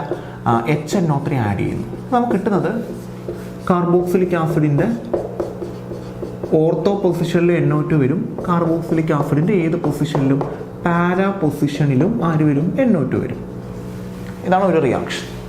ഇനി കാർബോക്സിലിക് ആസിഡ് എടുത്തോട്ട് ഇതിനകത്തോട്ട് H2SO4 ആഡ് ചെയ്യുന്നു. അപ്പം SO3H ഓർത്തോ പൊസിഷനിലും വരും, SO3H പാരാ പൊസിഷനിലും വരും. ഇതാണ് രണ്ട് ഇലക്ട്രോഫിലിക് സബ്സ്റ്റിറ്റ്യൂഷൻ. ഈ രണ്ടെണ്ണേ പഠിക്കാനുള്ളൂ കാർബോക്സിലിക് ആസിഡിൻ്റെ കേസിൽ. ഓക്കെ, സിമ്പിൾ സാധനം. ഓക്കെ, ദെൻ അടുത്തത് പ്രിപ്പറേഷൻ ഓഫ് അമീൻസ് ആണ്. അമീൻസിനൊരു 3-4 പ്രിപ്പറേഷൻ ഉണ്ട്. റിഡക്ഷൻ വരുന്നുണ്ട്, റിഡക്ഷൻ ഓഫ് കീറ്റോൺസിൻ്റെ റിഡക്ഷൻ വരുന്നുണ്ട്, ദെൻ നമ്മുടെ നൈട്രൈൽസിൻ്റെ റിഡക്ഷൻ വരുന്നുണ്ട്, പിന്നെ അതിനൊക്കെ അല്ലാതെ കുറേ റിയാക്ഷൻസ് വരുന്നുണ്ട്. അപ്പോൾ പ്രിപ്പറേഷൻ ഓഫ് അമീൻസ് മസ്റ്റായിട്ടും പഠിച്ചൊരു 3-4 റിയാക്ഷൻ, ഒരു മിനിമം ഒരു 3 എണ്ണമെങ്കിലും മസ്റ്റായിട്ടും പഠിച്ചിട്ട് പോകണം. മിനിമം ഒരു 3 എണ്ണം. അത് ഞാൻ പറയാത്തതിന് കാരണം ഒരുപാടെണ്ണമുണ്ട്. അതിൽ നിങ്ങൾക്ക് എളുപ്പം പഠിക്കാൻ പറ്റുന്നൊരു 3 എണ്ണം പഠിച്ചിട്ട് പോകാം. അതുകൊണ്ടാണ് ഞാനത് എടുത്ത് പറയാത്തത്. ഒരു 2-3 എണ്ണം മസ്റ്റായിട്ട് നോക്കിയിട്ട് പോകണം. എടുത്ത് പറഞ്ഞു കഴിഞ്ഞാൽ ഒരുപാടെണ്ണം ഉണ്ട്. അതിൽ നിങ്ങൾക്ക് എളുപ്പം ഏതാണോ അതിൽ 2-3 എണ്ണം പഠിച്ചിട്ട് പോകും. ഓക്കെ, അപ്പോൾ ഞാൻ അത് മാത്രമേ പറയുന്നുള്ളൂ. അതിനകത്ത് പ്രിപ്പറേഷൻ ഓഫ് അമീൻസിൽ നെയിംഡ് റിയാക്ഷൻ, അതിനകത്ത് പ്രിപ്പറേഷനകത്ത് തന്നെ വരുന്നതാണ് ഈ Hoffmann's bromamide degradation reaction, Gabriel phthalimide synthesis അതിനകത്ത് വരുന്നതാണ്. ഗബ്രിയൽ താലിമൈഡ് സിന്തസിസ് അമീൻസിൻ്റെ പ്രിപ്പറേഷനാണ്. പക്ഷേ അത് ഞാൻ സെപ്പറേറ്റ് എടുക്കാൻ കാണാൻ നമുക്ക് സ്ഥിരം ചോദിക്കുന്നതാണ്. അല്ലാതെ നമുക്ക് ഒരു പ്രിപ്പറേഷൻ 2-3 എണ്ണം പഠിച്ചു വെച്ചേക്കാം കേട്ടോ. പിന്നെ അമീൻസിൻ്റെ കെമിക്കൽ പ്രോപ്പർട്ടീസാണ്. അമീൻസിൻ്റെ കെമിക്കൽ പ്രോപ്പർട്ടീസ് എന്ന് പറയുമ്പോഴത്തേക്ക് അമീൻസിൻ്റെ ക്ലാസിഫിക്കേഷൻ, അമീൻസിനെ 3 ക്ലാസിഫൈ ചെയ്യുന്നുണ്ട്. Primary, secondary, tertiary amines. പിന്നെ അമീൻസിൻ്റെ ബേസിസിറ്റി പറയുക. അത് പിന്നെ നമ്മൾ എടുത്ത് പറയുന്നത് കൊണ്ട് പ്രോപ്പർട്ടീസ് ജസ്റ്റ് ഒന്ന് വായിച്ച് വെച്ചേക്കാം. അമീൻസിൻ്റെ പ്രോപ്പർട്ടീസ് എന്തൊക്കെയാണ് ജസ്റ്റ് വായിച്ച് വെച്ചാൽ മാത്രം മതി. ഓക്കെ, വേറെ അതിനകത്ത് വലിയ കാര്യമൊന്നുമില്ല. ജസ്റ്റ് പ്രോപ്പർട്ടീസ് ഒക്കെ ഒന്ന് വായിച്ച് വെക്കുക. പിന്നെ വരുന്നത് അമോണോളിസിസ് ഓഫ് ആൽക്കൈൽ ഹാലൈഡ് ആണ്. ആൽക്കൈൽ ഹാലൈഡ്സിൻ്റെ അമോണോളിസിസ്. ആൽക്കൈൽ ഹാലൈഡ്സിൻ്റെ അമോണോളിസിസ് എന്ന് പറഞ്ഞാൽ ആൽക്കൈൽ ഹാലൈഡിനെ അമോണിയവുമായിട്ട് റിയാക്ട് ചെയ്യിപ്പിക്കുന്നു. അതായത് RX എടുക്കുന്നു, ഇതാണ് ആൽക്കൈൽ ഹാലൈഡ്, എന്നിട്ട് അമോണിയവുമായിട്ട് റിയാക്ട് ചെയ്യിപ്പിക്കുന്നു. നമുക്ക് കിട്ടുന്നത് പ്രൈമറി അമീൻ കിട്ടും, സെക്കൻഡറി അമീൻ കിട്ടും, ടെർഷറി അമീൻ കിട്ടും, ക്വാട്ടേണറി അമീനും കിട്ടും. 4 എണ്ണവും കിട്ടും. അതാണ് അമോണോളിസിസ് ഓഫ് ആൽക്കൈൽ ഹാലൈഡ്. പ്രൈമറി കിട്ടും, സെക്കൻഡറി കിട്ടും, ടെർഷറി കിട്ടും, ക്വാട്ടേണറി കിട്ടും. 4 എണ്ണവും കിട്ടും. നോക്കാം നമുക്ക്. RX NH3 react. ആദ്യം പ്രൈമറി RNH2 കിട്ടും, പ്ലസ് R2NH കിട്ടും സെക്കൻഡറി, പ്ലസ് R3N കിട്ടും tertiary, plus R3N plus R4N plus X minus ഇതും കിട്ടും. 4 എണ്ണവും കിട്ടും. പ്രൈമറി കിട്ടും, സെക്കൻഡറി കിട്ടും, ടെർഷറി കിട്ടും, ക്വാട്ടേണറി കിട്ടും. 4 എണ്ണവും കിട്ടും. അപ്പോൾ ഇതിനെ വിളിക്കുന്ന പേരാണ് അമോണോളിസിസ് ഓഫ് ആൽക്കൈൽ. അമോണോളിസിസ് പറഞ്ഞാൽ അമോണിയ ആഡ് ചെയ്യുന്നു. ആൽക്കൈൽ ഹാലൈഡോട് അമോണിയ ആഡ് ചെയ്താൽ പ്രൈമറി അമീൻ കിട്ടും, സെക്കൻഡറി അമീൻ കിട്ടും, ടെർഷറി അമീൻ കിട്ടും, ക്വാട്ടേണറി അമീനും കിട്ടും. ഈ 6 എന്ന് പറഞ്ഞാൽ ആൽക്കൈൽ ഗ്രൂപ്പാണ്. അമോണോളിസിസ് എന്ന് പറഞ്ഞാൽ നിങ്ങൾ ഇത്രയും മാത്രം മനസ്സിലാക്കുക. ആൽക്കൈൽ ഹാലൈഡ് എടുക്കുന്നു, നമ്മൾ എന്തിനെ ആഡ് ചെയ്യുന്നു? അമോണിയ ആഡ് ചെയ്യുന്നു. അപ്പോൾ X മാറി ആദ്യം NH2 കൊടുക്കുക, പിന്നെ X മാറി NH കൊടുക്കുക. NH കൊടുക്കുമ്പോൾ ഈ എടുത്തേക്ക് നാളെ 2 എണ്ണം ആക്കണം. പിന്നെ N ആണ് കൊടുക്കുന്നതെങ്കിൽ എടുത്തേക്ക് നാളെ 3 എണ്ണം ആക്കണം. പിന്നെ N പ്ലസ് X മൈനസ് ആണെങ്കിൽ എടുത്തേക്ക് നാളെ 4 എണ്ണം ആക്കണം. ഇപ്പോൾ CH3X ആണെങ്കിൽ CH3Cl NH3യുമായിട്ട് റിയാക്ട് ചെയ്യിപ്പിക്കുന്നു. ആദ്യം Cl മാറ്റി NH2 ആക്കുക. R അങ്ങനെ തന്നെ എഴുതുക. CH3 ദെൻ Cl മാറ്റി NH2 കൊടുക്കും. പിന്നെ R2NH, R ആരാ? CH3 ആണ്. അപ്പോൾ CH3 ട്വൈസ് NH. പിന്നെന്തോ R3N, R3 എന്ന് പറയുമ്പോൾ CH3 3 വട്ടം, അപ്പോൾ CH3 ത്രൈസ് N. പിന്നെ R4N, R4 എന്ന് പറയുമ്പോൾ CH3 4 എണ്ണം N plus X minus, X എന്ന് പറയുമ്പോൾ ആരാ? Cl minus. ഇതാണ് പ്രൈമറി, സെക്കൻഡറി, ടെർഷറി ക്വാട്ടർണർ. ഇതാണ് അമണോളിസിസ് ഓഫ് ആൽക്കൈൽ ഹാലൈഡ്. ഓക്കെ, അതും കഴിഞ്ഞു. അമണോളിസിസ് ഓഫ് ആൽക്കൈൽ ഹാലൈഡ്. ഓക്കെ, പിന്നെ നമുക്ക് വരുന്നത് ഹോഫ്മാൻസ് ബ്രോമോമൈഡ് റിയാക്ഷനാണ്. ഹോഫ്മാൻസ് ബ്രോമോമൈഡ് ഡിഗ്രഡേഷൻ റിയാക്ഷൻ. ഈ റിയാക്ഷൻ ഇമ്പോർട്ടൻ്റ് ആണ്, എക്സാമിന് നമുക്ക് സ്ഥിരം ചോദിക്കുന്നതാണ്. ഹോഫ്മാൻസ് ബ്രോമോമൈഡ് റിയാക്ഷൻ എന്താണെന്ന് ചോദിച്ചാൽ നമ്മളൊരു അമൈഡ് എടുക്കുന്നു. അമൈഡിനെ നമ്മൾ ബ്രോമിൻ ആഡ് ചെയ്യുന്നു, NaOH. ബ്രോമിനും NaOH ആഡ് ചെയ്യുമ്പോഴത്തേക്ക് ഇത് അമീനായിട്ട് കൺവേർട്ട് ചെയ്യും. ഇതിനെ വിളിക്കുന്ന പേരാണ് ഹോഫ്മാൻസ്. സ്ഥിരം ചോദിക്കുന്നതാണ്, അതാണ് എടുത്ത് പ്രത്യേകിച്ച് പറയുന്നത്. അതായത് അമീൻസിൻ്റെ പ്രിപ്പറേഷൻ തന്നെയാണ്, പക്ഷേ നമ്മളിത് എടുത്ത് അതാണ് ഞാൻ പ്രത്യേകിച്ച് അമീൻസിൻ്റെ പ്രിപ്പറേഷൻ വേറെ 2-3 പഠിച്ചു വെച്ചേക്കണമെന്ന് പറഞ്ഞത്. ഇത് വേറെ സെപ്പറേറ്റ് ആയിട്ട് ചോദിക്കുന്നത്, ഇതും ഗബ്രിയൽ താലിമൈഡും ഒക്കെ സെപ്പറേറ്റ് ആയിട്ട് ചോദിക്കുന്നത്. അല്ലാതെ നിങ്ങളൊരു 3 നിങ്ങളുടെ കസ്റ്റഡിയിൽ ഉണ്ടായിരിക്കണം. അപ്പോൾ ഇതിനകത്ത് അമൈഡ് ബ്രോമിനും NaOH ആഡ് ചെയ്യുമ്പോൾ അമീനാവും. അമൈഡിനെ നമുക്ക് എഴുതാം RCONH2. ഇതിനെ വിളിക്കുന്ന പേരാണ് അമൈഡ്, CONH2. അപ്പോൾ ഇവിടെ നമ്മൾ ബ്രോമിനും NaOH ആഡ് ചെയ്താൽ സംഭവിക്കുന്നത് CO അങ്ങ് മാറും, രണ്ടുപേരും കൂടെ ജോയിൻ ആവും. അപ്പോൾ എന്ത് കിട്ടും? RNH2. ഇതാണ് സംഭവിക്കുന്നത്. പിന്നെ നമുക്ക് കൂടെ കിട്ടുന്നത് Na2CO3 കൂടെ കിട്ടും. ഓക്കെ, ഇനി നമുക്ക് എന്താ സംഭവിക്കുന്നത് നോക്കാം. പോലെ നോക്കണേ, CH3CONH2. ഇതിനകത്തോട്ട് ഞാൻ ബ്രോമിനും NaOH ആഡ് ചെയ്യുന്നു. ബ്രോമോമൈഡ് റിയാക്ഷൻ, ഡിഗ്രഡേഷൻ റിയാക്ഷനാണ്. CO മാറി NH2 ആവും. അപ്പോൾ എന്ത് കിട്ടും? CH3NH2 കിട്ടും. അതിനോടൊപ്പം തന്നെ എന്തും കിട്ടും? Na2CO3. ഇതാണ് റിയാക്ഷൻ. അമൈഡ് എടുക്കുന്നു, ബ്രോമിന് NaOH ആഡ് ചെയ്യുന്നു, പ്രൈമറി അമീൻ കിട്ടും. Simple reaction. ഇതാണ് ഹോഫ്മാൻസ് ബ്രോമോമൈഡ് റിയാക്ഷൻ. ഇമ്പോർട്ടൻ്റ് ആണേ, മസ്റ്റായിട്ട് പഠിച്ചിട്ടേ പോവാളെ. ഓക്കെ, അടുത്തത് ഗബ്രിയൽ താലിമൈഡ് സിന്തസിസ്. അത് ഇച്ചിരി ബുദ്ധിമുട്ടാണ്. നോക്കിക്കോണേ, ഇതാണ് phthalimide. Benzene, C double bond O, C double bond O, NH. ഇതാണ് താലിമൈഡ്.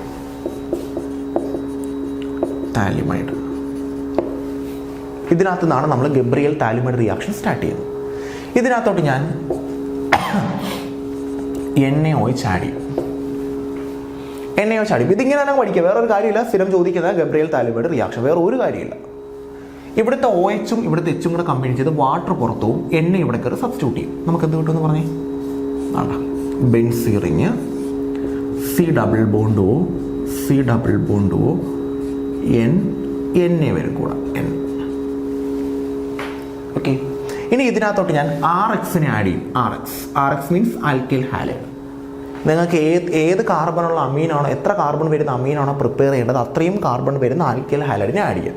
2 കാർബണാണ് കിട്ടേണ്ട അമീനാണെങ്കിൽ 2 കാർബൺ വരുന്ന alkyl, CH3 CH2 X. Okay, ഇവിടെ സംഭവിക്കുന്നത് NAയും Xും കൂടെ ആര് പുറത്തു പോവും? NaX. പിന്നെ കിട്ടുന്നത് പറഞ്ഞേ, benzene ring. Okay, C double bond O, C double bond O, N. പിന്നെ R അവിടെ കയറി ജോയിൻ ആവും. ഓക്കെ, ഇനി ഇതിനകത്തോട്ട് ഞാൻ NaOHനെ ആഡ് ചെയ്യുന്നു.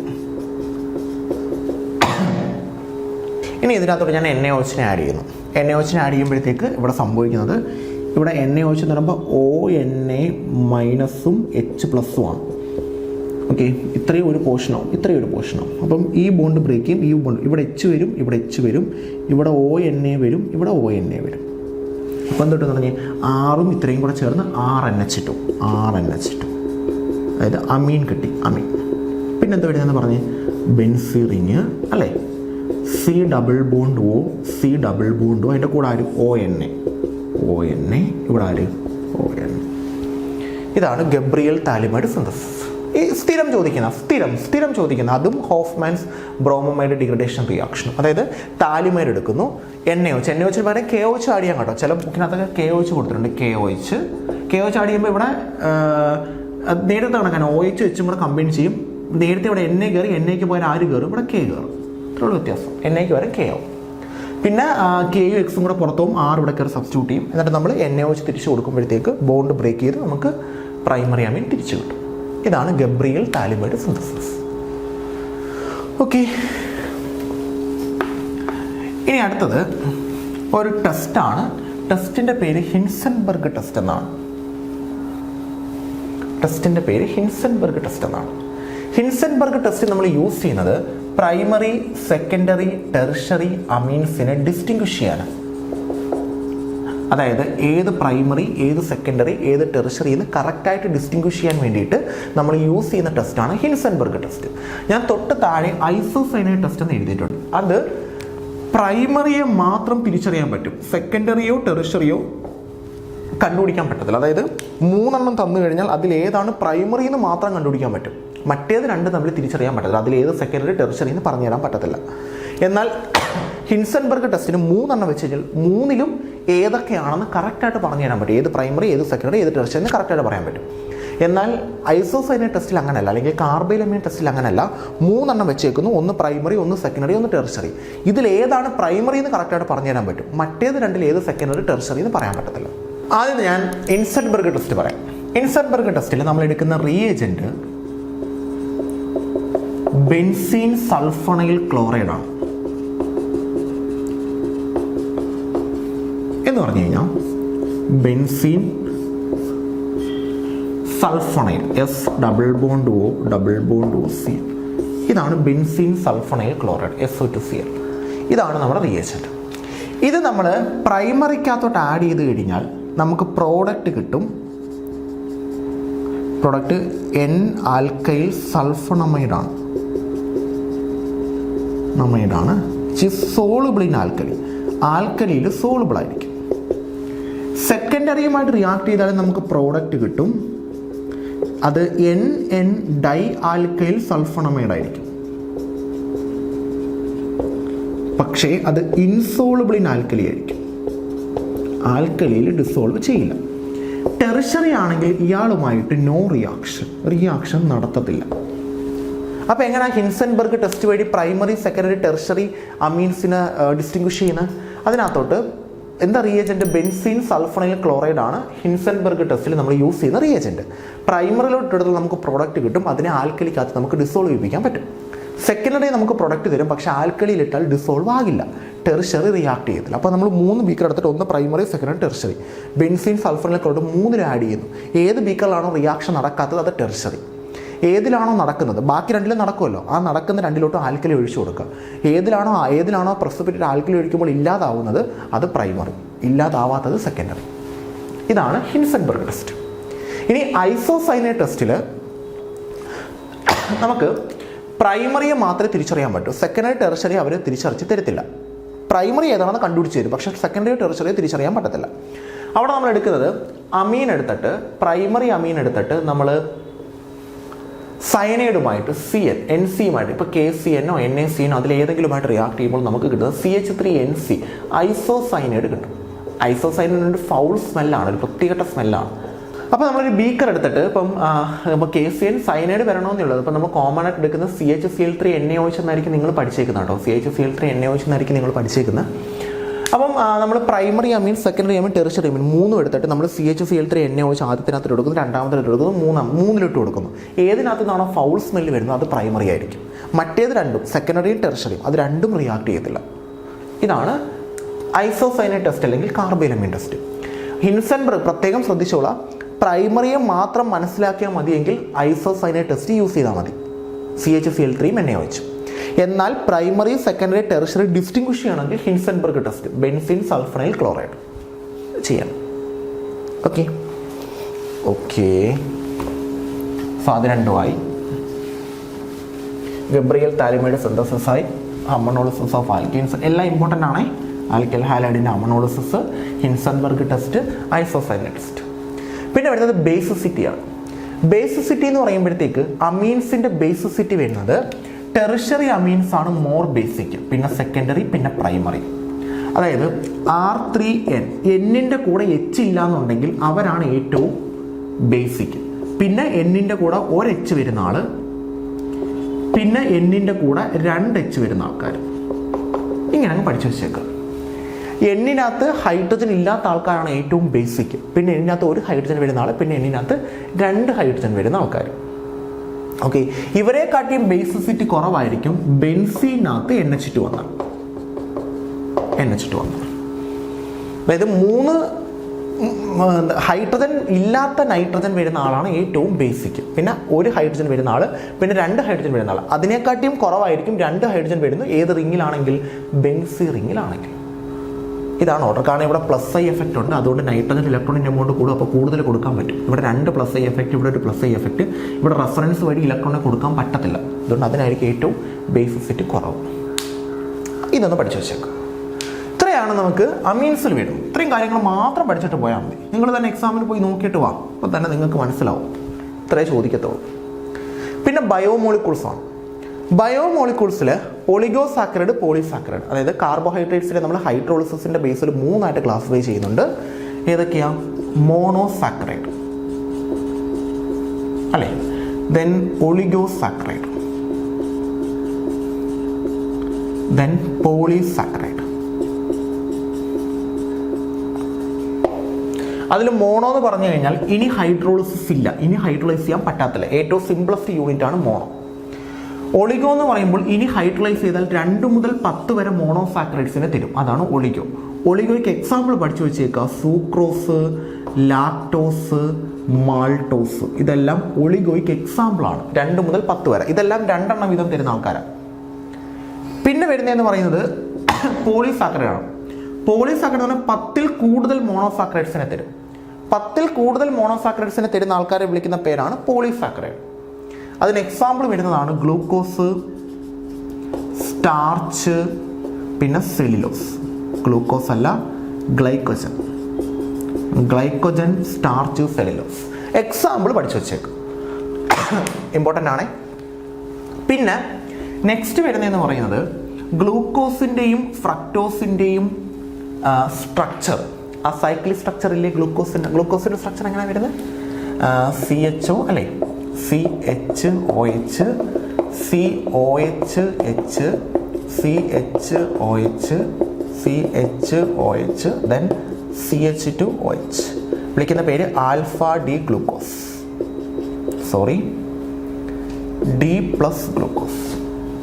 ഇനി ഫ്രക്ടോസ് ആകുമ്പോഴത്തേക്ക് CH2OH, C double bond O, COH, CHOH, CHOH, then CH2OH. ഇതിനെ വിളിക്കുന്ന പേര് D- ഫ്രക്ടോസ്. ഇനി ഇതിൻ്റെ സൈക്ലിക് ഫോം ഉണ്ട്, മറ്റേ ഇങ്ങനെ റിങ് വരച്ചത്, ഇങ്ങനെ ആൽഫ ഫോം അല്ലേ. ഇതാണ് ഇതിന് വേറൊരു ഫോം ഉണ്ട്, ബീറ്റ ഫോം. ഇവിടെ OH ഈ സൈഡിൽ വന്നാൽ ആൽഫ ഫോം, OH ഇവിടെ വന്നാൽ ബീറ്റ ഫോം. ബാക്കിയെല്ലാം കറക്റ്റ്. ഇവരെ ആനോമർ എന്ന് നമ്മൾ വിളിക്കാറുണ്ട്, ആൽഫയും ബീറ്റയും. പഠിച്ചു വെച്ചോണേ. ഇതിനും സ്ട്രക്ചർ ഉണ്ട്, നിങ്ങൾ പഠിച്ചതാണ്.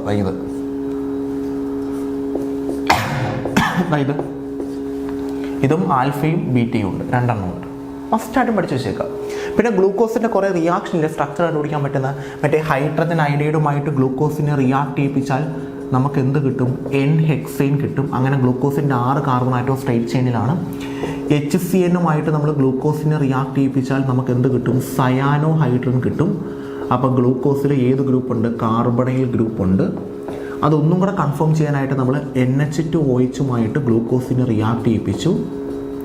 അപ്പോൾ എന്ത് കിട്ടി? ഹൈഡ്രോക്സിലമീൻ കിട്ടി. അപ്പോഴും കാർബണൈൽ ഗ്രൂപ്പ് കൺഫേം ചെയ്തു. അപ്പോൾ കാർബണൈൽ ഗ്രൂപ്പ് ഉണ്ടെന്ന് കണ്ടുപിടിക്കാൻ 2 റിയാക്ഷൻ, HCN-ഉം NH2OH. പിന്നെ അതിനുശേഷം നമ്മൾ ഇതിനകത്തോട്ട് ബ്രോമിൻ വാട്ടർ ആഡ് ചെയ്തു. ബ്രോമിൻ വാട്ടർ ആഡ് ചെയ്തപ്പോൾ ഗ്ലൂക്കോസിനകത്തോട്ട് ബ്രോമിൻ വാട്ടർ ആഡ് ചെയ്തപ്പോൾ ഗ്ലൂക്കോണിക് ആസിഡ് കിട്ടി.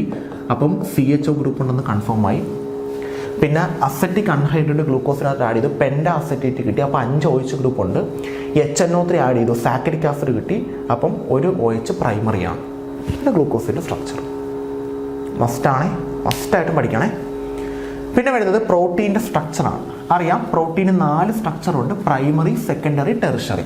പ്രൈമറി എന്ന് പറയുമ്പോഴത്തേക്ക് പ്രോട്ടീനിൻ്റെ സീക്വൻസ് ആണ്.